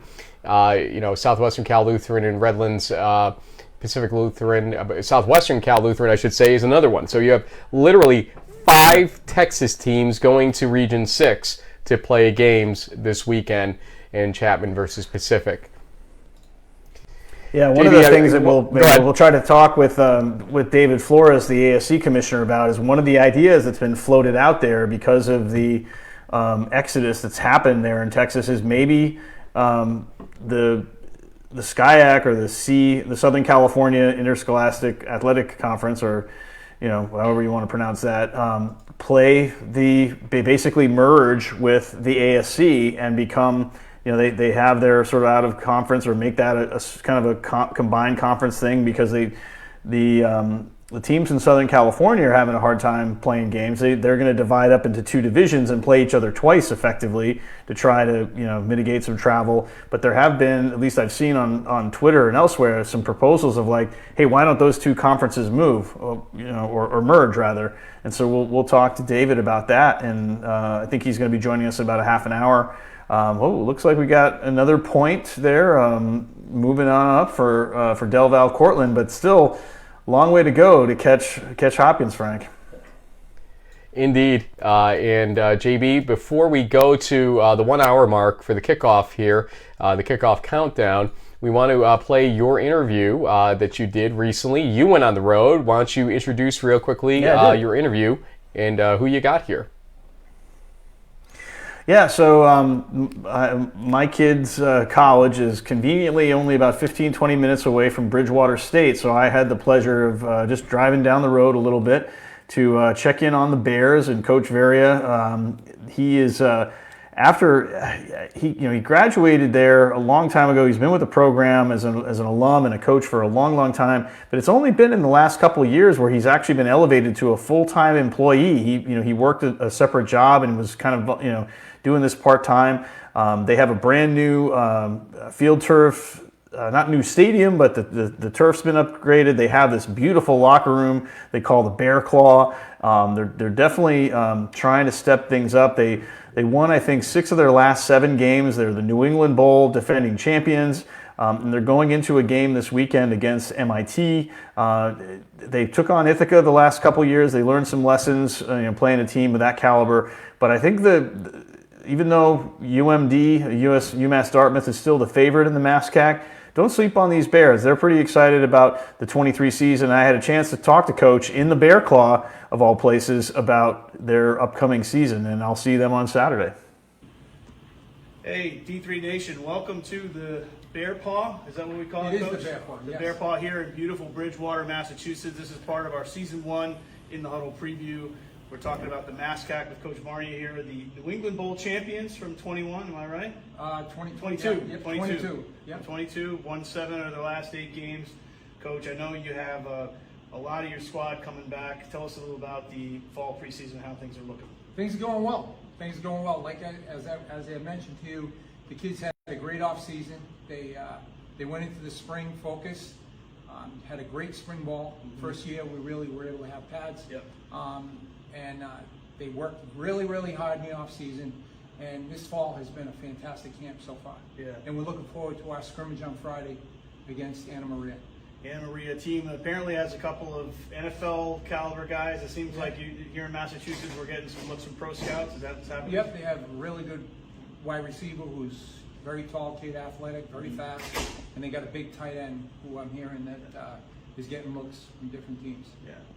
What are some of the lessons that you guys took from the 22 season, trying to keep it rolling into 23? Well, I think, to be honest with you, we started off extremely slow. As we mentioned, we started off 0-3. Mm-hmm. So the big hope is that we get off to a much better start, and we have the same finish. Yeah. Or better. So you're not going too far just down the road to Cambridge to take on MIT, a team Right. that you haven't seen in a while. Correct. You know, Coach Bubna always has they have some smart guys there. They got right? smart guys, no wicked, doubt. Wicked smart, as they might say here Yeah, locally. But yeah. How do you prepare for a team like that you haven't seen in quite some time? Well, you know what? You search for film, try and find out what they're doing, and just hope that they haven't changed too much. Yeah. But you know what? I think we're very basic on defense at this point. So we're going to line up and see what we can do. Offensively, we're multiple, so we'll be able to, go against whatever they're running at against them. Yeah. I understand you have a strong backfield, a good quarterback. What do you expect out of those guys? No, well, they're the leaders too. One of our captains, James Cahoon, is our senior captain, and our running back, Adam Couch, he's another captain. They're both tremendous leaders, and they've been very productive football players, and this is their final go-around, so they're looking forward to it. Yeah, well, we'll keep an eye out for the Bears this season in the Huddle. And thanks, Coach. We appreciate you. You got it. Thank you for your time. Yeah, absolutely. Nice to meet you. Come check out the Bear Claw. This place is pretty sweet.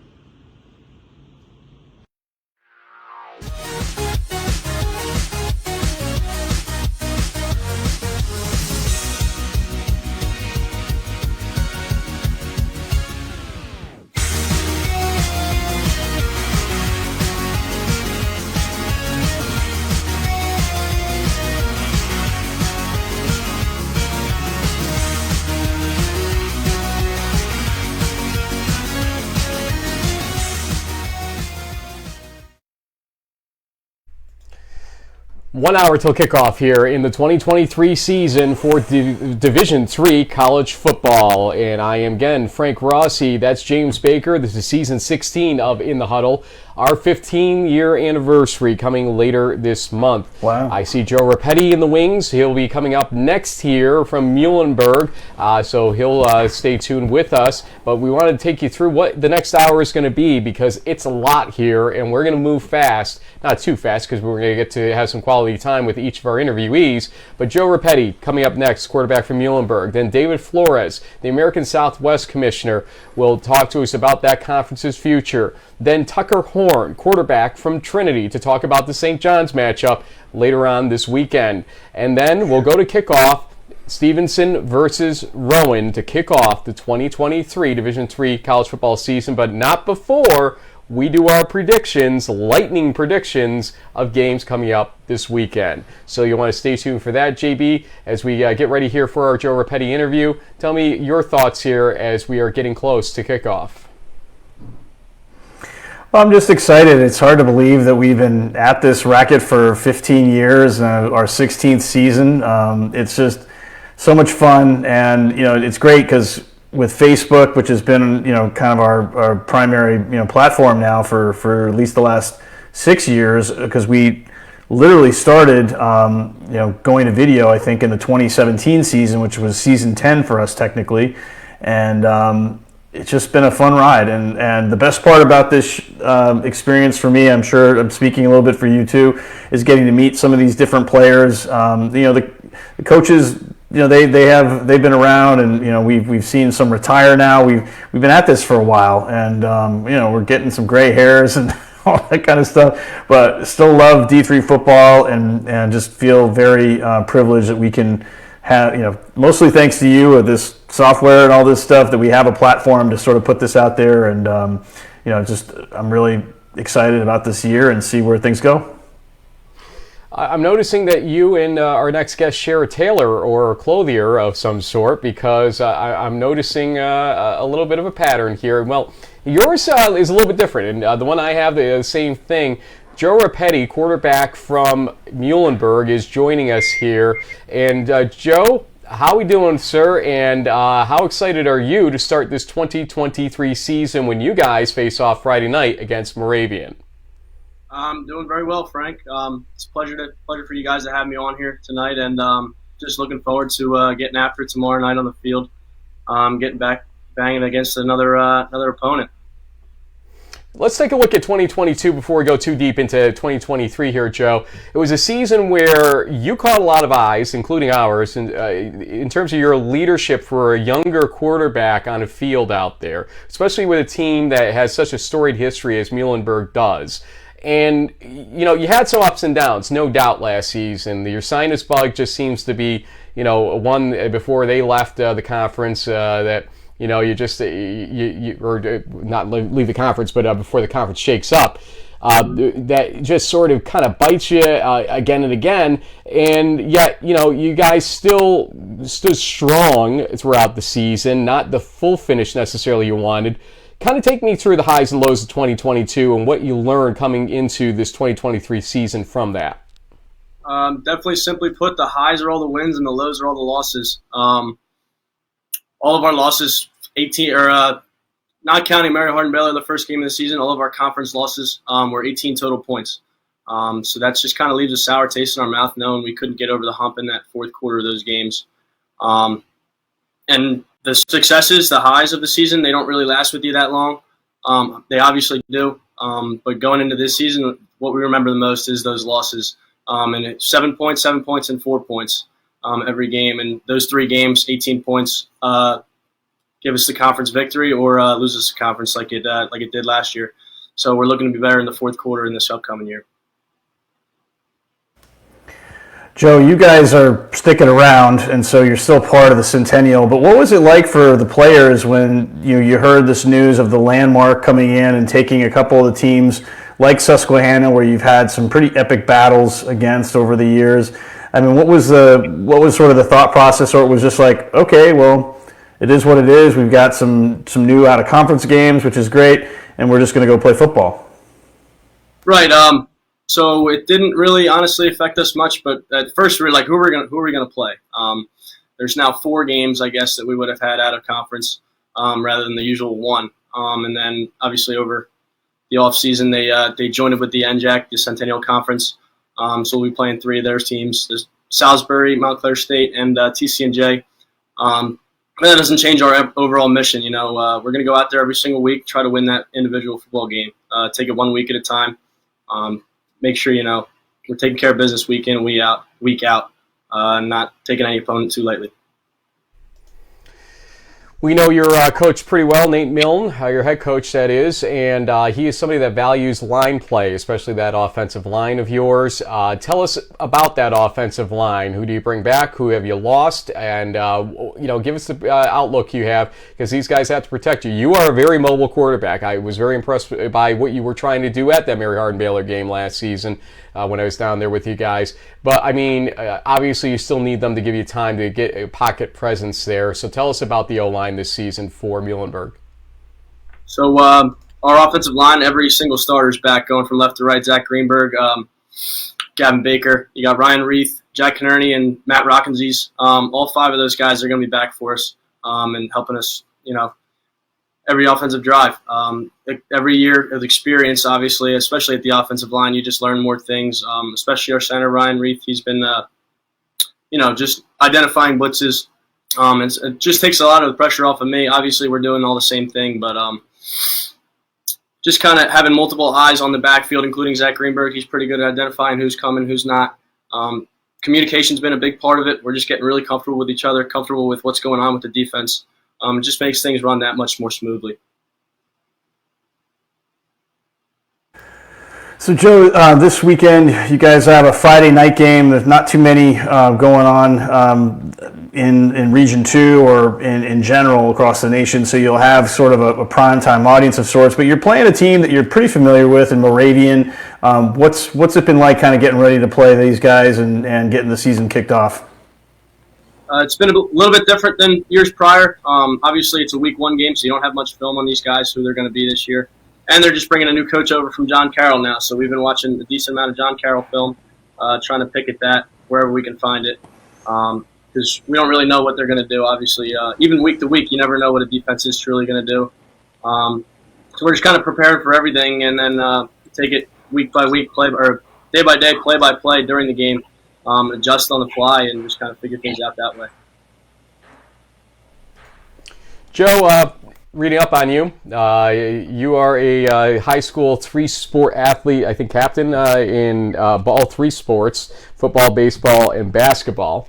So, of course, I got to ask you the question, if it wasn't football, which other sport would you be playing right now, and why? I was actually considering playing baseball in college. I talked to some coaches, very few, but I don't know. It's just my senior year, we won a state championship, and that run was kind of something special, and I wanted to cherish that moment, and I really enjoyed playing baseball. Still playing in a summer league a little bit, like 1 game, 2 games a week, something like that. But yeah, it would probably be baseball in college if I did have a choice. But also, Petersburg, New Jersey, and your high school's in Jersey.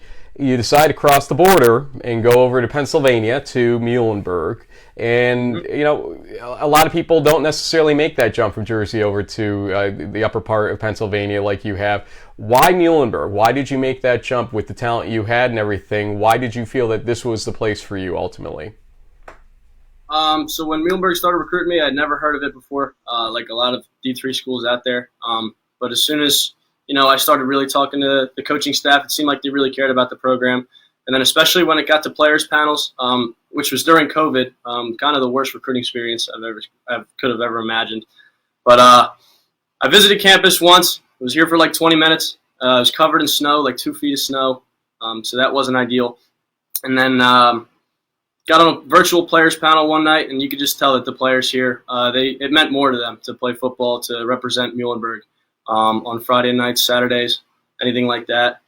It just meant more to those guys, and they wanted it, and that's what I wanted to be a part of in a college football program. And you learned that Muhlenberg is an elite college with an elite head coach, right? Is that where we go with this? Very elite. Mm-hmm. JB? So I know that Coach Nate is a former offensive lineman from my alma mater. I imagine you listed off your guys. I'm a little familiar with that neck of the woods. I actually I looked at Muhlenberg when I was a college high school senior. I actually played catch with my dad on what used to be the old Muhlenberg football field a million years ago. But when you're there in Pennsylvania, as a Jersey guy, where would you take your offensive line to get like the best food in town? Like, is there a certain spot that people should know when they go to Mules games that, okay, this is where, if the O-line eats there, we should go? I don't have like a specific local spot, anything like that. I haven't been around here super long, obviously 2 years, but if I were to go to someplace, take them to someplace, it'd probably just be Texas Roadhouse and let the guys feast. Just a big chain restaurant. They never disappoint. Oh, yeah. I've done that with a couple football players. Yeah, absolutely. And it's somewhat cheap eats for what you get, so you can't beat that fact. I like the answer. I really do. Joe, I don't want to look too far ahead. I know you got games in front of you here that you got to talk about, but let's look at the Centennial generally. And Hopkins being another one of those teams that's the bugaboo team. I was there the Friday night when the team won with Mike Natkowski as quarterback a couple years ago, and it was a great experience. I believe we're seeing that game probably, I think it's another Friday night game in the same position this year at Muhlenberg, unless they've flipped the schedule because of everything that's happened. But that's a team that's going to give you a hard time, sinus hard time. Everybody who remains in the Centennial is not going to give you guys an easy go of it. Take us through what this season looks like with respect to the Centennial and how you are going to make sure that your team is on top of it ultimately here. We've always said the Centennial Conference is a gauntlet. At least it's not 9 games in a row now this year. 9 straight Centennial Conference games. There is a little bit of breathing room, but still not much. You got Ursinus, F&M, Johns Hopkins, obviously the three of the better teams in the conference. And same thing, like I said earlier, we're just going to take it week by week. Game plan. Our coaches do a great job pulling film, pointing out things in defenses, getting us prepared just in a great way every single week in and week out. Obviously, Hopkins. They're the guys to beat usually. Obviously, Susquehanna left the conference last year, but Hopkins being our biggest rival in the conference, we want to beat those guys this year, especially, as well as Ursinus.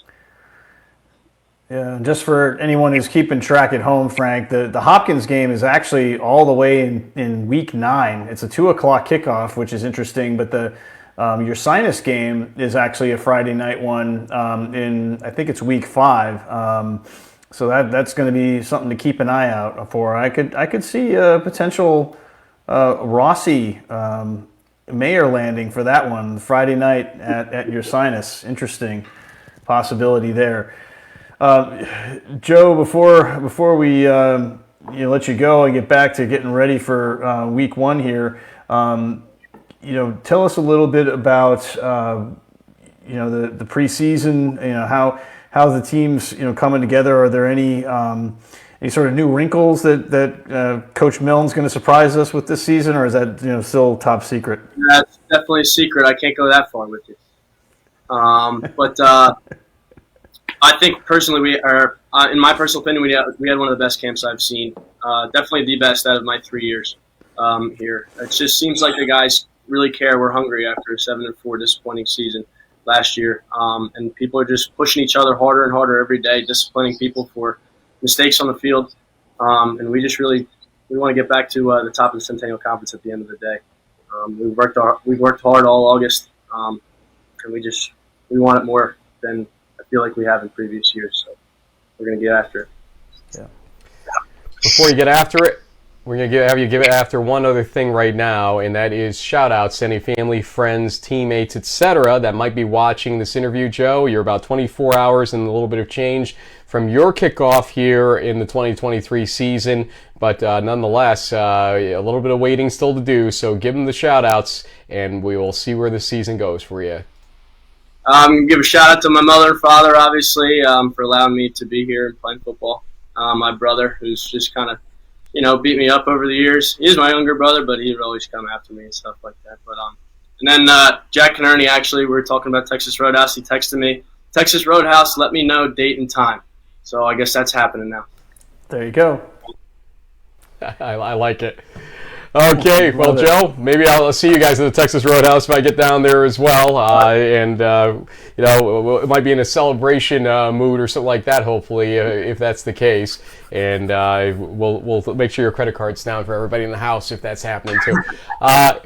But nonetheless, send our best to everybody at Muhlenberg. I wish I would be able to come tomorrow night. I got to play high school mode tomorrow as a mayor, but at the same time, I'm curious to see how that game goes with your Muhlenberg shirts. I had one on just a couple weeks ago, as you know, getting ready for the season. Sure. So we do appreciate our friends at Muhlenberg. Good luck to you, my friend. Thank you very much. Appreciate you guys having me. That's Joe Rapetti, quarterback from Muhlenberg. JB, the action here does not stop, and why don't you lay out why there's an importance to who our next guest is as we get him ready in the queue. Yeah, well, he left the Big 12 of all places to jump over and take control of the ASC, and they honestly need some big leadership from Dave Flores, as they are kind of in at least a football situation, struggling to keep their conference together. There's been a mass exodus of teams into the SCAC, which has decided to bring football back, and so places like UMHB, Hardin-Simmons, and others, all the shirts are falling off now because of this horrible situation that's happening. Well, that'll make the blooper cut for the end of the season. The Blackboard, yeah. We got too much going on this time. Just go. Yeah. Hopefully they'll just stay. Okay. Anyway. So David is in the enviable position of trying to figure out what's the next step for the ASC and some schools which are typically in the top 10 of Division III football every year. We've seen people say, oh, they're going to have to go Division II, or they're going to have to merge with the SCIAC, or they're going to have to do something. Well, this is the guy who's ultimately going to be in charge of trying to figure out some solutions for these great football programs that really are struggling to find teams to match up with. And here we are. We have David Flores. Thank you very much for joining us, the American Southwest Conference Commissioner, joining us in the Huddle. Thank you, gentlemen. Can you hear me okay? Certainly can. Thanks for joining us, David. Thanks for joining us. Yes, we can. And hopefully you fare better than JB's back set there in the T-shirts. I think you will, knowing your history. But first things first, David, JB brings up a very interesting point. Why the heck did you go to the ASC with your background in history? What drew you to this job ultimately to take over as recently as you did? Well, it's a great opportunity. It's a great opportunity to lead a great conference with great member institutions. It was professionally, it's something that I've been paying attention to as far as the position is concerned. I was very fortunate to work alongside great commissioners. Bob Bowlesby being the top of the list for me, and watching him lead was very instrumental in providing myself the opportunity to think, I would like the opportunity to do that.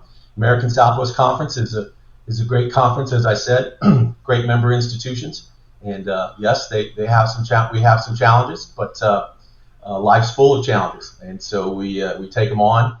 Their history speaks for itself. Very similar. League was created very similar in the same time frame when the Big 12 was created, so there's a little bit of that. So yes, it's exciting. It's an opportunity. I'm excited. I'm nervous. I'm anxious. I'm energized. All the things that I think indicate to anyone that they made the right decision. So we're moving forward, and I'm fortunate to have the opportunity for sure. Well, I don't know if you consider yourself fortunate or not to have lots of people in social media providing opinions on what they think you should do. As we kind of tongue-in-cheek said at the top of our introduction, that there are folks out there that are throwing out lots of different ideas for the ASC at least from a football perspective. But obviously, football is one of maybe 30 different sports that are sponsored by the ASC schools. As a commissioner, tell us a little bit about, how football fans need to maybe tweak their lens of really what's kind of going on a bigger picture scale. It's not just about football, even though we fanatics sort of think it is most of the time. No, sure, and you're talking to an old helmet head from 35 plus years ago. So football is very near and dear to my heart as well. But I will say that. Yes, I know there are a lot of opinions out there. I find it reassuring and, again, energizing because we have a lot of fans that have interest in the American Southwest Conference and obviously don't want to see it go away. So that's another part that I see positive, that there's that support. What I would say as we go through conversations with our membership, with our presidents and our ADs, we have membership challenges.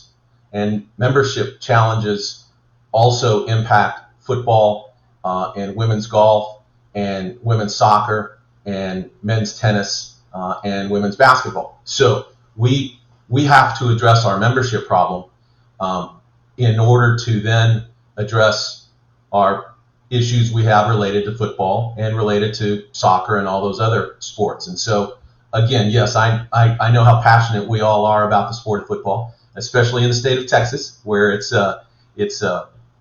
woven in the fabric of the state.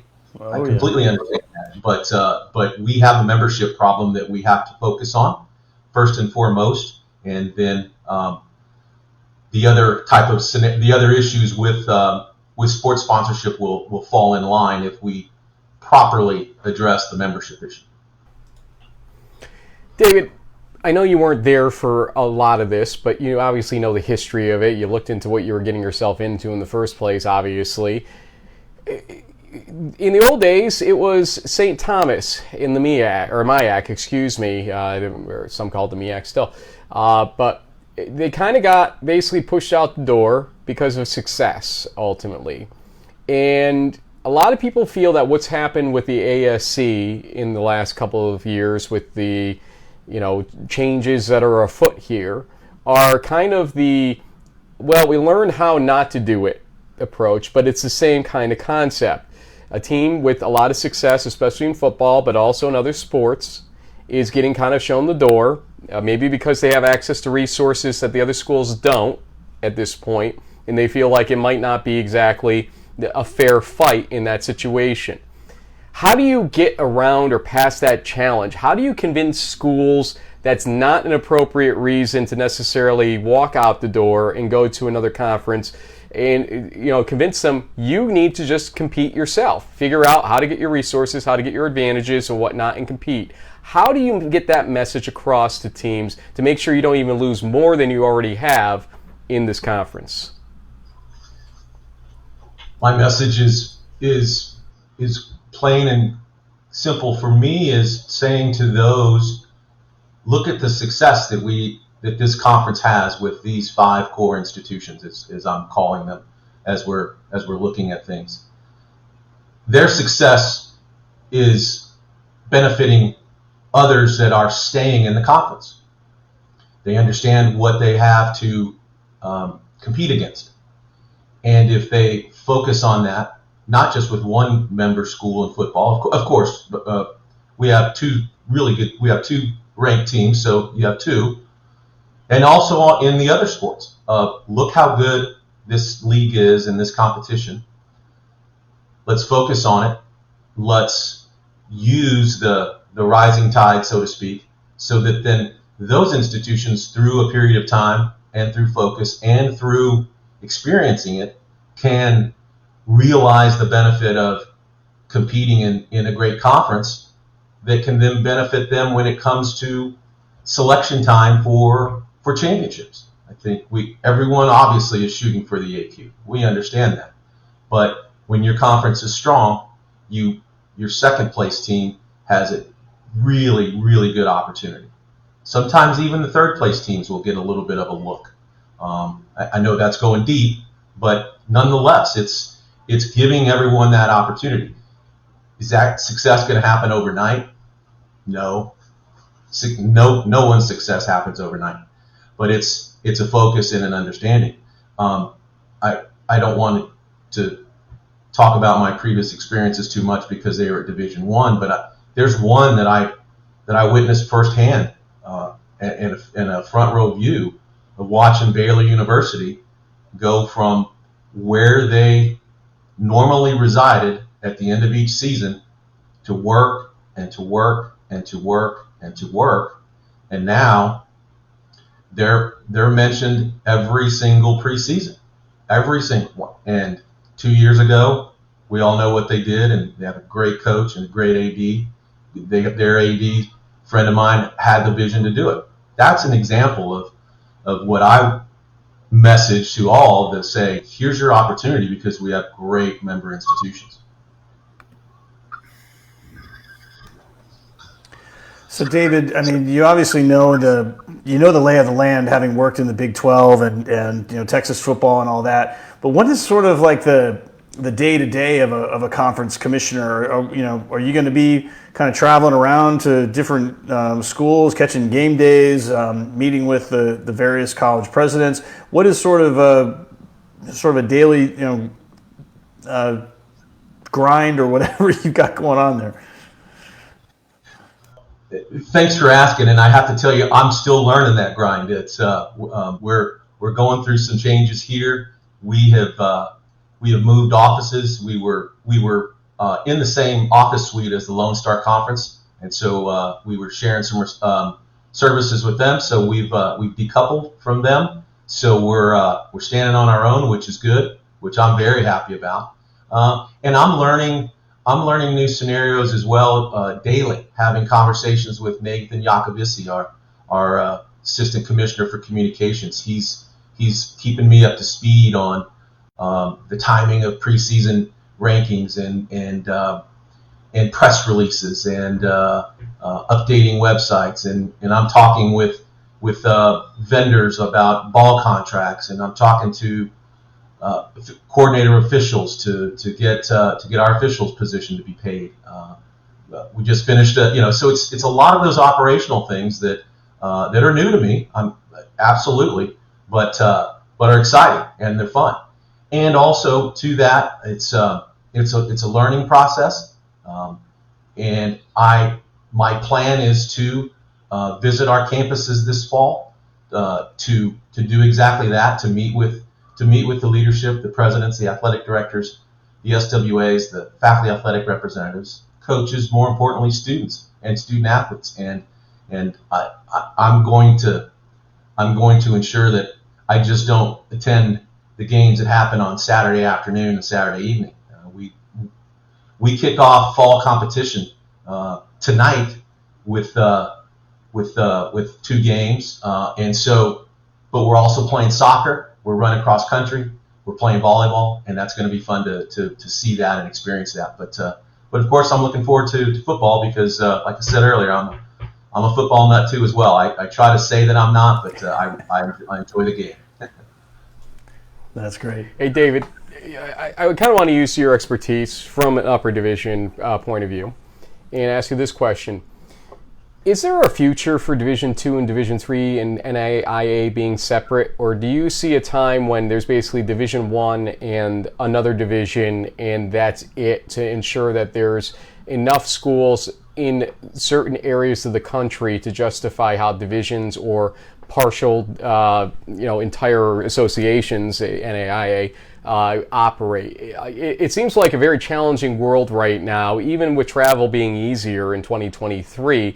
But it's more expensive, and the costs start going up for teams that are on an island like the Texas teams are, be they in the ASC or any other conference at this point. Kind of give me your point of view there about the future we'll see with respect to Division I, Division II, Division III, and the NAIA from what you can sense is going on. Well, there's absolutely a place for Division III and Division II and NAIA. There's absolutely a place. And I think it's critical for us in Division III and then Division II and NAIA to focus on ourselves, have an understanding of who we are and who we serve and how we serve, and being mindful of that, because the student athletes in Division III want to win every bit as much as they do in Division I, and the coaches, assistant coaches, athletic trainers, strength and conditioning, student support, everyone wants to succeed in the same manner they do Division I. We have to be mindful of our place in Division III and what our mission is, what our values are. We have to be paying very close attention to what's happening on the Division I level, because it's no secret we receive funding from the Division I level that's critically important to Division III and Division II, and it fuels our championships, and those are the requirements for our students. That's what they deserve. That's why they come to compete while they're also earning a top flight education. And so we have to pay attention to what's happening with Division I. And I think, I know the conversation's always out there in the media circles of Division I, FBS, a certain amount of schools breaking off, doing something of that nature. During my time there, I know I heard it plenty of times, but I never felt that shifting was going to happen.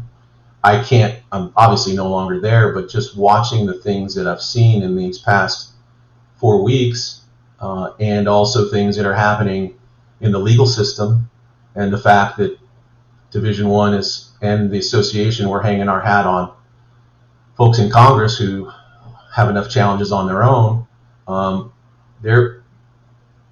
That time, I'm not saying it's coming, but it looks a lot different from my point of view than it did when I was in there 6 months ago, 18 months ago, 2 years. So, but there is a place for Division III and Division II football and NAIA.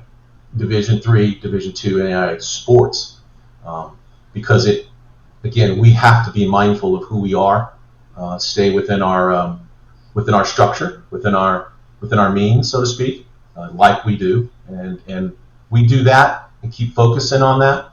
We're gonna do great.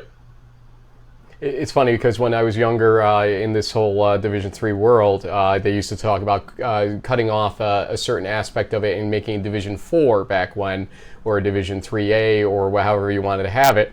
And now the discussions have actually gone into the reverse mode where, does Division II even stand a chance at a certain point? So it's interesting to hear that answer from you, and I appreciate that. Our last question for you, and we'll definitely be in future contact with you to see how things are going, but ultimately, what do you do here now? What are you doing day to day to make sure the ASC is a viable conference in the next 5 to 10 years, and basically is either still the ASC or the ASC with somebody else, or however it's going to end up working? What do you do here? How do you go from here? Well, I'll tell you, it's the first thing I think about when I get up. I think about it through the day, probably through the night too when I shouldn't. But the first thing, the most important thing, is communicating clearly and openly with our member schools, with our presidents and our ADs, especially our ADs. We're having conversations. I don't want to get into the specifics for obvious reasons, but I can tell you that we're keeping our eye on the ball, so to speak. We obviously know the impact of the situation we're in, and we have all of our focus of strengthening the American Southwest Conference and continuing it to be a premier conference. But we know we have some work to do, and so like I said, I can't get into specifics as far as this platform. I think you all know, and I wouldn't want to set social media can set itself ablaze. I don't need to help it in any manner. Yeah. But No. but we're I would say that our membership is focused, and they're open, and they're paying attention, and we understand the sense of urgency. I absolutely understand the sense of urgency, and so do our member schools again. But they're being very patient and moving in a very calm and deliberate manner, and that's I'm fortunate to be a part of that with them in moving in that sense. So we have some work to do, yes, but we are working, no question. It's going to be a thankless job in some ways, David. I hate to tell you, but nonetheless, you're fully capable of doing it, and they're lucky to have you to steer this ship from here. I don't know where this goes. As I told you yesterday, I have a certain attachment to Texas teams and conferences down in the South right now, and we'll be down there on September 9th. Again, it's going to be great Texas football, and I don't want to see that aspect of Division III lost in any way, shape, or form. So I do wish you the best of luck on this. And JB's shirts wish you the best of luck. They just keep falling in honor of you there. But we will have you back at some point, maybe for a progress report at a certain point in time. And if you ever have some news to break, don't forget us. We will happily help you out to let people know about the future of the ASC. Well, Frank, James, thanks for having me on. I should probably step out because I think I'm making the shirts fall. But it's really been enjoyable, and so much for my. Thank you for the. Well, you guys have way better home studios than mine, so I got work to do.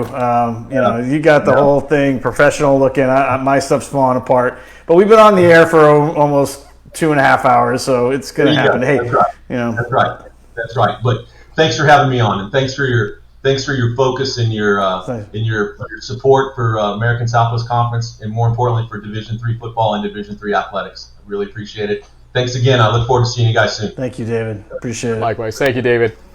Bye David now. Flores, ASC Commissioner, and nobody fights alone is alone behind you right now. The lone survivor. So I guess Birmingham Southern's got this game in the bag, because this is the only one that stayed up the whole time. What the heck? Don't tell Tucker Horn that. He's waiting to the wings right now. Come on, man. Yeah, I know, right? Well, he's got a couple weeks before he's got to worry about those Panthers. He's got some other big games that are more on his radar at the moment. Trinity has been. What would those be? Yeah, I mean, we just saw. I just noticed on Twitter or X or whatever it's called. The Johnnies just put out a hype video. Unfortunately, and I keep forgetting about this, Frank. And this is something that I know can be a little controversial, but the pay-per-view games for Division III level is been a challenge. I mean, I know the Landmark is going into that agreement with Flow Sports, and that kind of got a mixed reaction. On one hand, it is kind of worthwhile service because of the angles and the tech and everything. I mean, we've seen some student run or other live broadcasts where they can't even follow the football. So maybe a couple extra bucks here and there is not such a bad idea. But for a game at this level, probably like you said, the biggest game of the weekend, you have to shell out a couple of bucks to watch it on the MIAC or MEAC network, whatever it's called. So that's Johnny's football for you, and they're one of those blue blood D3 programs, and Trinity's trying to see if they can get a big win on the road that would really cement them as not maybe only a top 5 team in the country, but like a top 2 or 3. So this is a big game for both teams. Well, if you got the money to shell out, you should shell it out because it's going to be a great game indeed. And let's bring in somebody that's going to have a key role in that game, somebody that's joined us a couple times in the past, especially last season. We have with us graduate quarterback, he said, from Trinity, Texas. This is Tucker Horn. For those that don't recognize him, you just don't watch our show. That's what it comes down to at this point. Tucker, welcome back, and welcome back, as they say. How's it going? Good to see y'all. I'm glad y'all are doing well. Just want to start off by saying just appreciate everything that y'all do. Appreciate the travel y'all do, the money y'all put on to do this type of stuff. We all really appreciate it. Super excited for football to be back. We are too, and we appreciate everything you guys do for us in terms of making us feel at home when we get down to our various locations we visit. I'll be down there on September 9th, but before we ever dream about talking about September 9th in that UMHB game, what the hell was your AD thinking with this scheduling? I mean, St. John's, then UMHB, not to mention your conference schedule eventually you had to take on, which is never a walk in the park. But, I mean, Tucker, when you saw this schedule come out, what the heck were you thinking? Well, I think to start, Coach Herb, we had a contract with Houston Christian University, who's a Division I out of recently switched to Houston Christian University, formerly Houston Baptist out of Houston, Texas. And that deal kind of fell apart, and we were looking for games to play, and we really couldn't find any games to play. And these teams, came across the board, came across Coach Herb's desk, and I think Coach Herb has a lot of faith in us. We have a lot of older guys, and just to play a great schedule like that gives you the opportunity to, one, not only be battle tested throughout the season, but to kind of show what you're made of at the beginning of the season, when usually you might play a couple games here and there that are essentially getting you ready for the later parts in the season. But you got to be ready to go week 1 with the schedule we have, and we're super excited for what Coach Herb's put together, and how much work the whole coaching staff has put in to get us ready for this one. Well, I know my dog's excited. She was just freaking out right there because this is such a big deal here. But seriously, though, I mean, Tucker, in certain ways, you guys in St. John's are very similar. Experienced at quarterback, very strong on both offensive, defensive lines. Teams that have playoff experience. You've played some of the best teams in the country in the last couple of seasons. So, I mean, it is sort of like, kind of like brothers, whatever you want to say. And I know that you have a few brothers of your own. And so I imagine there have been a few little tussles you've gotten in with them over the years. But when you sort of prepare for a game like this, is it sort of playoff mentality week 1? Or is it just, since you don't have the film, it's kind of like, well, we're going to go do what we do. We'll respond to what they do and just see where it goes? Yeah, that's kind of how it is. I mean, I think, especially for a week 1 game, regardless of who you're playing, it's all about executing, the basics. In a lot of week 1 games, you see some slip-ups on special teams, maybe some snap issues, just some basic errors that maybe aren't happening later in the season. So it's all about executing on, what your identity is and what you do, through what you're going to build on throughout the season. So yes, we know that they're a good team. We have put in the work because they're a good team, but that amount of work wouldn't have changed regardless of who we play. We have the utmost respect for whoever we're playing, and we know that St. John's deserves, the highest level of respect that any team or opponent could get. So when and where was the conversation between you and your teammates that had the eligibility to come back but not the obligation that you guys were going to come back and do this again, because I left you guys last season after the Mary Hardin Baylor game, and I could tell some may have been resigned to it being done at that point in time, not all. And then to see some of the names that are coming back this year, some minds were changed. What happened? I think that for a core group of us, super seniors, COVID seniors, whatever you want to call us, it was decided a long time ago that once we got that COVID year, we knew what we were building, and we just wanted to see it through to the very end. You don't get to take a pause and then come back and play later on. Like, this is a finite amount of time.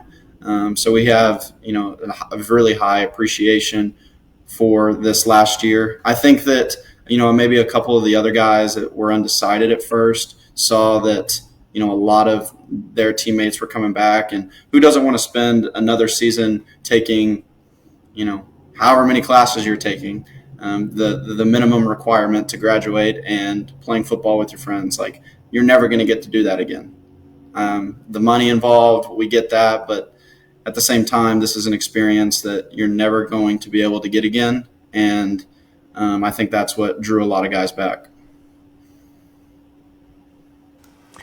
Well, we had an interesting report earlier on, and I know it won't be a big deal for you guys because you're used to playing in the heat, particularly in the first weekend of September. But Kobe Berghammer, the quarterback from Wisconsin Oshkosh, said that the high for this Saturday is supposed to be 88 in Wisconsin. So I imagine it's going to be a little toasty up there in Minnesota also. I mean, clearly you guys are used to playing in the heat, but it might be a little bit of a different story for the Johnnies. I mean, I don't know if that gives you an advantage or not, but it's a different sort of environment that you've been in than some of the other traditional SAA teams. What has your coaching staff sort of prepared you? What's the process between now and getting to game day on Saturday? I mean, as far as the weather goes, I think the high is 90 degrees right now, low of 62. Humidity about the same as it is here in San Antonio right now during the drought. We've experienced, I want to say, like 30 days in a row of over 100-degree weather. So, I mean, we've been practicing in it. We've been, the trainers, coaching staff have been really on top of us taking care of our bodies, hydrating, recovering, staying cool. I think that the process for getting ready for a game, not only in, 90-degree weather, but in a jam-packed stadium where your adrenaline's running and, the level of exhaustion hits you a little earlier, especially because it's week one and you might not have that game feeling, because you haven't played a game. So I think that, the preparation to get your body has started, on Monday, Tuesday, whether it's, replenishing fluids you lose in practice, to getting enough rest at night. I know that a big thing on our team is just the amount of sleep you get is going to, in turn, kind of get you ready for Saturday. So we're really, really focused on that. Our head strength coach, Bert Stewart, does a really good job of staying on top of us about that. So I want to show you something, and I'm not going to hide the question that comes with it. Those first three games could decide the season for your team. For Pool C, with only 4 Pool C teams this season, and your conference basically, having run through you and Birmingham Southern, last year in what was that close collision that we still, talk about that touchdown to this day at the end of that game. I mean, how do you as the team leader here basically make sure that what is at the top of this schedule, St. John's, Mary Hardin, Baylor, Birmingham Southern, goes the right way here, and you keep your team in this whole mentality of we're going to win this, we're going to make it worth coming back, we're going to make this a success and pick up where we left off last year, but even better. How do you do this now? I think it's just staying focused on one day at a time. That's a cliche, but, when you have such high expectations, there comes a lot of pressure with that. That can either break you or it can make diamonds. Another cliche, but regardless of, I'm not looking ahead, but I'll just talk through a little bit of our schedule. regardless of how these first two games go, how this goes on Saturday or how this goes next week against Mary Hardin Baylor, at the end of the day, our first goal is to win conference. And, you go into conference 0-2, 1-1, or 2-0. At the end of the day, the ticket to the playoffs is winning your conference. And that does not come lightly. That takes an immense amount of work. I think that the guys on this team have been here since, most of them have been here since 2021, and they know the amount of work it takes and the level of you have to give to each and every opponent. Because there's another team on there that you didn't mention. You didn't mention Center, Barry, Hendricks, Millsaps, Swanee. All those teams and all those places are hard to go to. They're all hard to, they take a toll on your bodies. They all kind of work together to get your end product. So we're not looking past any one of those games. We're not looking past, what's in front of us right now. But we do have to keep a level head. With that being said, of these first two games are really preparation for the bigger slate, which is conference, which is what we will focus on. It's, on our goal board. It is what we are trying to accomplish first, because you don't get the rest without that. So. Well, out of respect, Tucker, I took down the other team from your conference's T-shirt that was behind me. So we're joking around about the brotherly love or the battling back and forth. How is Raider doing? He made, I think, an all-name team in the off season. I know Frank has had some fun with his attempt at growing a mustache here and there. We had some different conversations around that. So maybe getting away from football a little bit, but what's going on with Raider and the rest of the Tigers? Yeah, Raider's doing really good. Raider is, getting really deep into his, biology major, chemistry major. I can't even think about what he is. He's pre-med, but, he came back this week after the first week of school, and he said something about, I think, this chemistry class, and was like, I thought it was going to be like this, but then I looked at it and my eyes got huge. This stuff is for real. He's really bogged down. He's really, in his books, he's very studious. He's a super smart guy. He's having a lot of fun. I will say, I don't think he has a mustache right now. So I don't think that he, I don't think it suits him well in the classroom. Like he wants to be clean shaven, interview ready, looking like that. I think it was his bit last year, but I think that he is kind of flowing with a clean-shaven face right now. So just to clarify, I believe it's physical chemistry, according to X, formerly known as Twitter, yesterday. And so here's my challenge to Raider, because I know he watches when you're on. Raider, I want you to post up a photo of you clean-shaven, if that's the case, with your physical chemistry book or whatever you got these days. Let's see you. Let's see you before you travel. But speaking of travel, what is the travel plan for you guys? How are you guys getting to St. John's? I think I know the answer a little bit, and boy, will your arms be tired.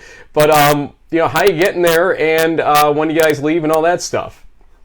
I think we're doing a walkthrough tomorrow at 11 a.m. on Trinity's campus on our football field, and then we are packing our bags and heading to the San Antonio International Airport. We chartered a flight from, I'm not sure which airline, but we're going to walk on the tarmac in style, and we're going to load up to head to St. Cloud. So at 2:30. We should get to St. Cloud around – on our schedule it says 5:16, cool. So very detail-oriented.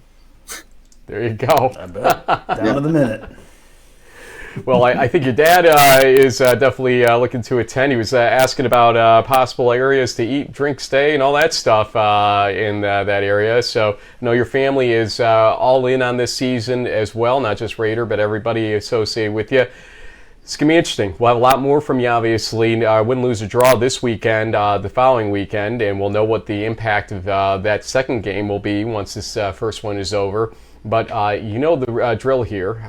It's time for you to give some shout-outs here, Tucker Horn, and maybe give one to that Raider guy. He might deserve it a little bit. Now he's going through this physical chemistry hell he's going through. But Tucker, shout-outs. Yep. To start with Raider, this being my last season, I've thoroughly enjoyed being on a football team with you. It's something that, I talk about every year, but it's something that not a lot of people get to share with their siblings. To mom and dad, I love y'all. Y'all do so much in the form of traveling, supporting us kids, and just always being there for emotional support. And then finally, I want to talk to Welker Horn. He's the QB of the Lubbock Christian Eagles. He's watched a lot of Raider and Eyes games growing up, but I want to tell him that we love you and we are watching you ball out this year. So super excited to watch you play tomorrow night. Lights, baby. Yes, sir. Amen. That's exciting. I'd like to add a shout out if I can, and I think you'll share it because he's down in Texas right now to Trenton Duper. He's in Houston getting some tests done, and he's back in football. You may cross his path when you guys face center because he's a grad assistant now, and just to be able to say that right now is such an incredible feeling. And you guys were instrumental in keeping his spirits up with prayer and videos and other things. And so a lot of kudos to you and your Trinity teammates for kind of embracing a former opponent of yours, and I guess still current opponent if he's going to be coaching on the other sideline. But I know it was special to him what you guys did, and a shout out to him and a shout out to all you guys for what you did for him in that. Yes, sir. Thank you very much. I think I talked to Trenton, and we're going to see him when he comes down. So super excited for him to just be around the game again, to be around family again. I kept in constant communication with him, and glad he's doing great, man. Well, kudos to you and a lot of different things, Tucker, especially coming back here and trying to finish business. We'll see where it goes, indeed. Best of luck, travel safe, and we will see you on September 9th for sure. Thanks, Mr. Rossi. Thanks, JB. Good to see y'all. All right. Thank you. Yeah. Good luck, man. Tucker Horn, Trinity, Texas. As I tell all the players. You're Mr. Rossi. Look at this guy. Mr. Rossi's 85 in bed probably by now. Okay? JB, look at that clock. 4 minutes until kickoff. And if I can get us a live shot. I think we should just go. I think maybe we go like one game per region, I think is all we can. Oh, yeah, there it is. That looks like Glassboro, New Jersey. Yeah. So we'll see. Looks like a nice, beautiful summer night there. Yeah. We'll keep our eye on it. But let's see what I can do here. Let's see the magic I can pull off real quick here. And in 3 minutes. we're going to roll. We don't have that separate clock on. I think we're going to be able to, be honest with you. Okay. You know how this works. I got to get some music going. Pick a t-shirt off the ground if you'd like to. I know, right? They've all fallen off the stoop. I need a better plan for next week. I can't wait for the next cold open because I already know what I'm doing for you. Where did the overture go? I know I've had it somewhere. I'm happy to provide the the comedic entertainment for. Yes. Okay. You do it so well. Okay, JB, here we go. You know the rules. We'll go to teeter-totter fashion here. We'll start with Region 1, Worcester State at WPI. I'll start with this one. I just think WPI has the greater access to athletes right now compared to these two schools. And I'm going to say, again, with a bigger breadth of where they can draw students from. So I'm going to say that the winner is WPI by a score of 37-21. It's usually a high-scoring game. Yeah, so I keep tabs on WPI, and their team this season could be a dark horse candidate to win the NEWMAC. So just keep an eye on these engineers. I think they win this rivalry game, 35-14. Okay, next up we've got... Oh, that's not the one that we're supposed to go to. We've lost our countdown clock. Don't worry. You don't have time. Just go. Keep it rolling. It's going to be, you can see kind of what it is. It's Worcester State at WPI. No, it's not. It's Springfield at Western New England, though. All right, I'll take the Pride. I think they just seem to have a little bit of a stronger thing. I know they got the hat over my shoulder here, but I think the triple option will be rolling. I'll say high-scoring game, 35-31. I'm going to go with the Pride also. 21-20 actually will be my score on this one. Okay, my turn to start, and boy, Stevenson and Rome, before the darn thing starts, it's coming up right now. I think Stevenson just has too many horses, get it, Mustangs, under the hood on this one, and so I'm going to say Stevenson wins this one on the road by a final score of 30-27 against Rowan. Yeah, I don't know. I read my buddy Juan Sanchez's Rowan preview, and I think with some of the new talent that they brought in, I think we might be sleeping on the profs. I'll take Rowan to win this one.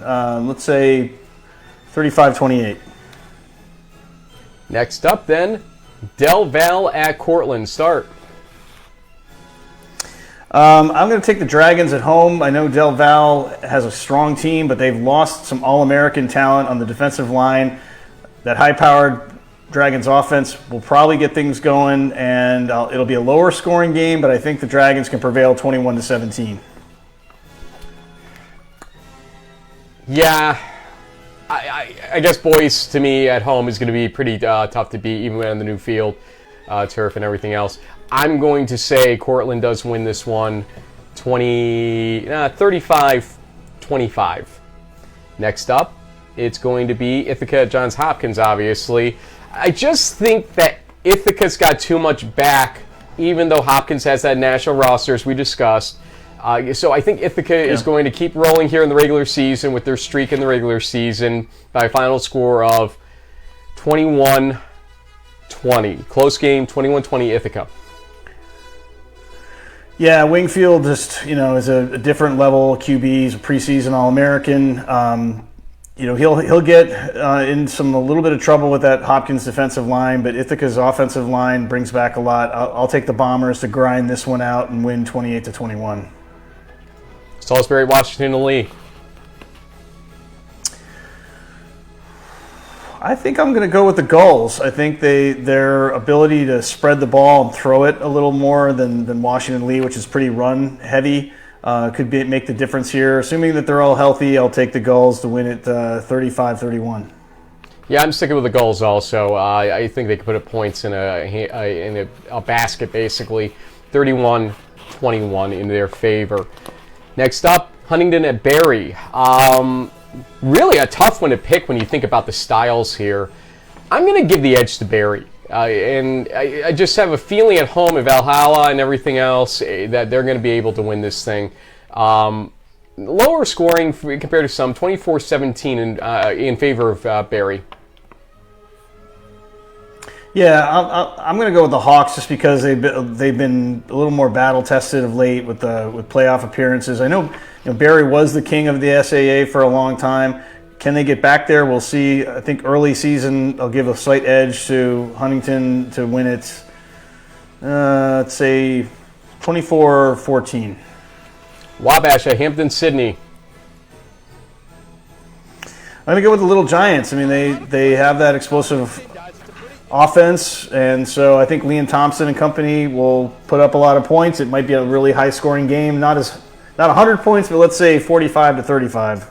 Little Giants. So we're going to pause for a second here because we want to take you to this kickoff. It is Rowan kicking off to Stevenson. Is going to muff the kick right at the goal line. Rowan trying to dive on it. Oh boy. Moving towards the end zone. A flag flies, but what a start here for the Profs. We'll check the flag. Are they going to call possibly a fair catch signal of some sort or something going on there? I would think so. I mean, that would be crazy if that's how they fumbled the first kickoff. But that's something that happens in week one. We're going to stick with it. Might as well see what it was. But we have started the Division III college football season in a crazy way, folks. Whoa. Holy smokes. And they're going to give the officials a challenge to start with here. Now we'll get the call from the officials down on the field.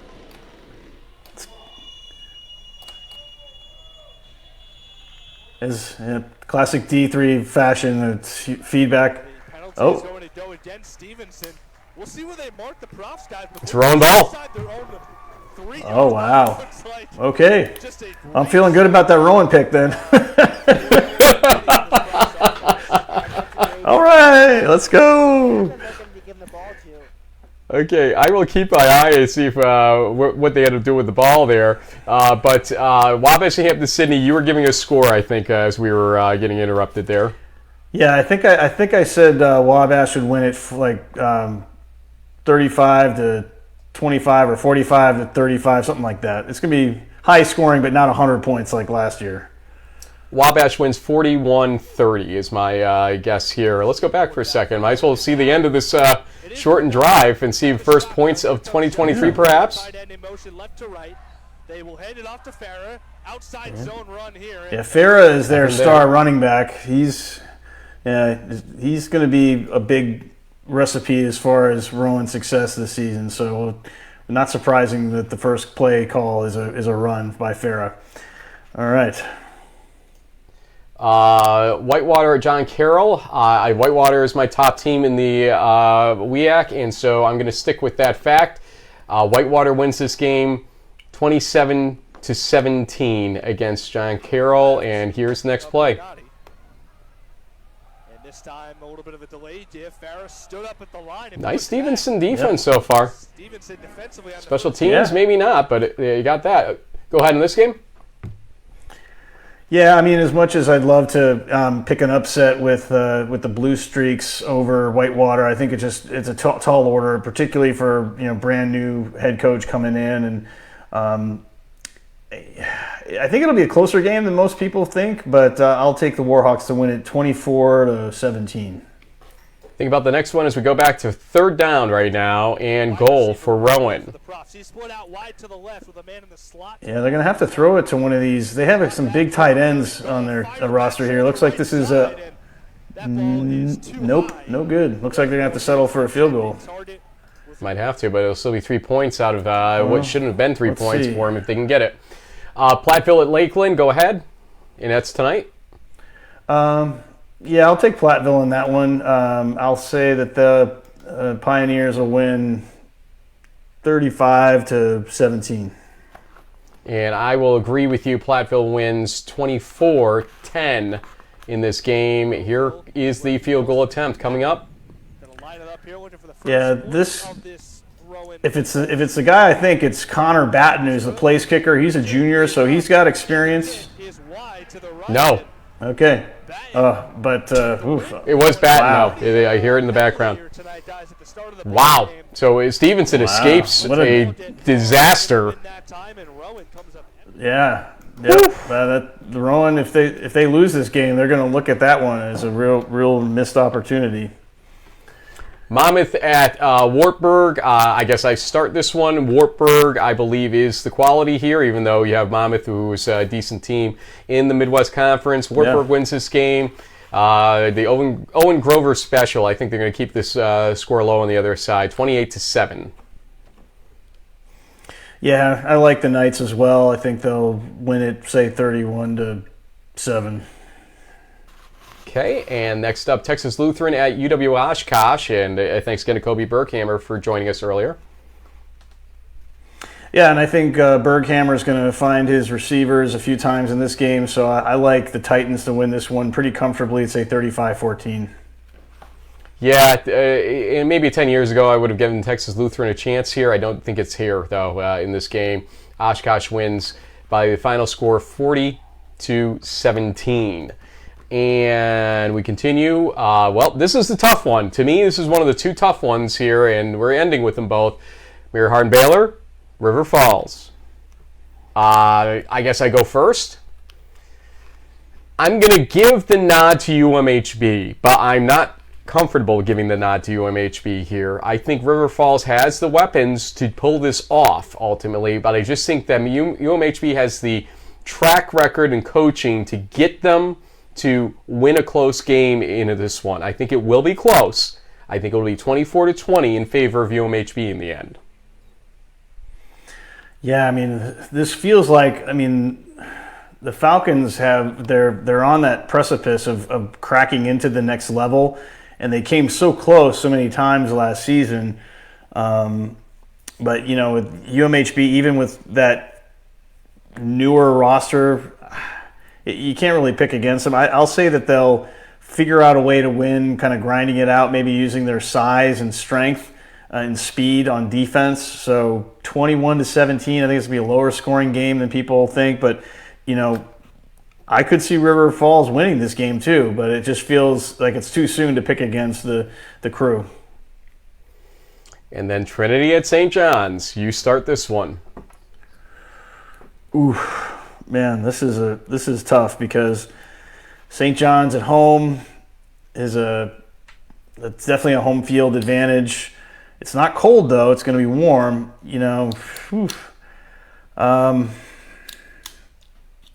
I know our friend Pat Coleman will have a front row seat for this one. I'm sure we'll hear a lot of interviews from that in the next ATN. But you know what the heck? I'm gonna give Trinity the benefit of the doubt. They're definitely the underdog on the road here. But if the Tigers can make a statement, and I think they may surprise everyone with a 21-17 win. I'm going to give the nod to St. John's as the home team, and only because of their home team. I think if this was being played at Trinity, I would flip my result on this game. I think it's that close. I have the experience levels, as you were pointing out to Tucker. I have kind of this size scenario with the Texas football team with, 5-year or 5th-year players all over the place. And St. John's, I don't think has as many of those. I don't believe this season. But overall, I'm going to say that St. John's is St. John's still, no matter what. And at home, they are so tough to beat, so tough. And so I'm going to give them the very, very slight edge by the final score of 27-24. Heck, we'll call it 28-24 because we haven't had the score of the century yet from this season in our predictions. So in the meantime here, we're going to see great timing. Pick six. Touchdown Rowan. Yeah, the first touchdown of 23.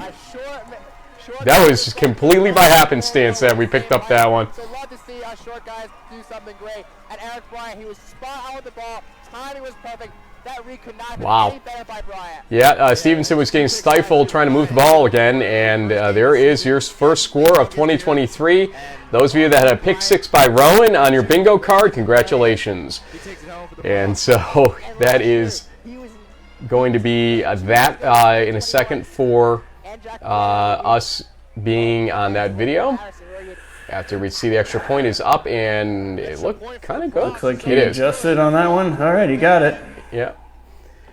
So thank you to Rowan Football Network there. But JB, that is it. That is our live show here. Went a little bit longer than I thought we might, but 6:10 I don't have any more shirts to fall off the thing, and maybe just get the hat. Maybe the hats can just. Oh my God! I almost lost it about 3 different times during interviews because of you. It was unreal. Every time I looked up, there was one less shirt. Potter, your Brockport shirt just can't hang. I mean, it just fell down twice. I got these guys. The Tornadoes lasted for a pretty good run. They landed on my guitar. Hobart lasted for a while. Birmingham Southern though. Last one standing. They're the champs. So we'll see how they do tonight, and it's going to be a fun 23 season. We'll got a little travel coming up. I'll see all you folks in Cambridge, Massachusetts, and Boston this weekend, and Frank and I will get you some crunch time, all the highlights, all the best plays of Week 1. Coming up next week. Folks, been a pleasure. Been a pleasure joining you and having the ability to bring so many great interviews to you today. Thanks again to Liam Thompson from Wabash, Kobe Berghammer from Oshkosh, to Joe Rapetti of Muhlenberg, to Tucker Horn of Trinity. These are all obviously quarterbacks that we had. And then also to David Flores of the American Southwest Conference, a quarterback of a different kind, trying to lead the comeback of the American Southwest Conference. And it will be a tough job, especially in the football category, to make that happen. We will see you throughout the weekend on Twitter. We will see you on our Crunch Time show on Monday or Tuesday, likely Tuesday of this coming week, and then live again next Thursday-ish, or recorded on Friday. We'll figure out how we're doing it. Again, thank you. Enjoy kickoff of football. We are back, baby, and it started right here in the D3FB Huddle, Season 16. Have a great night, folks.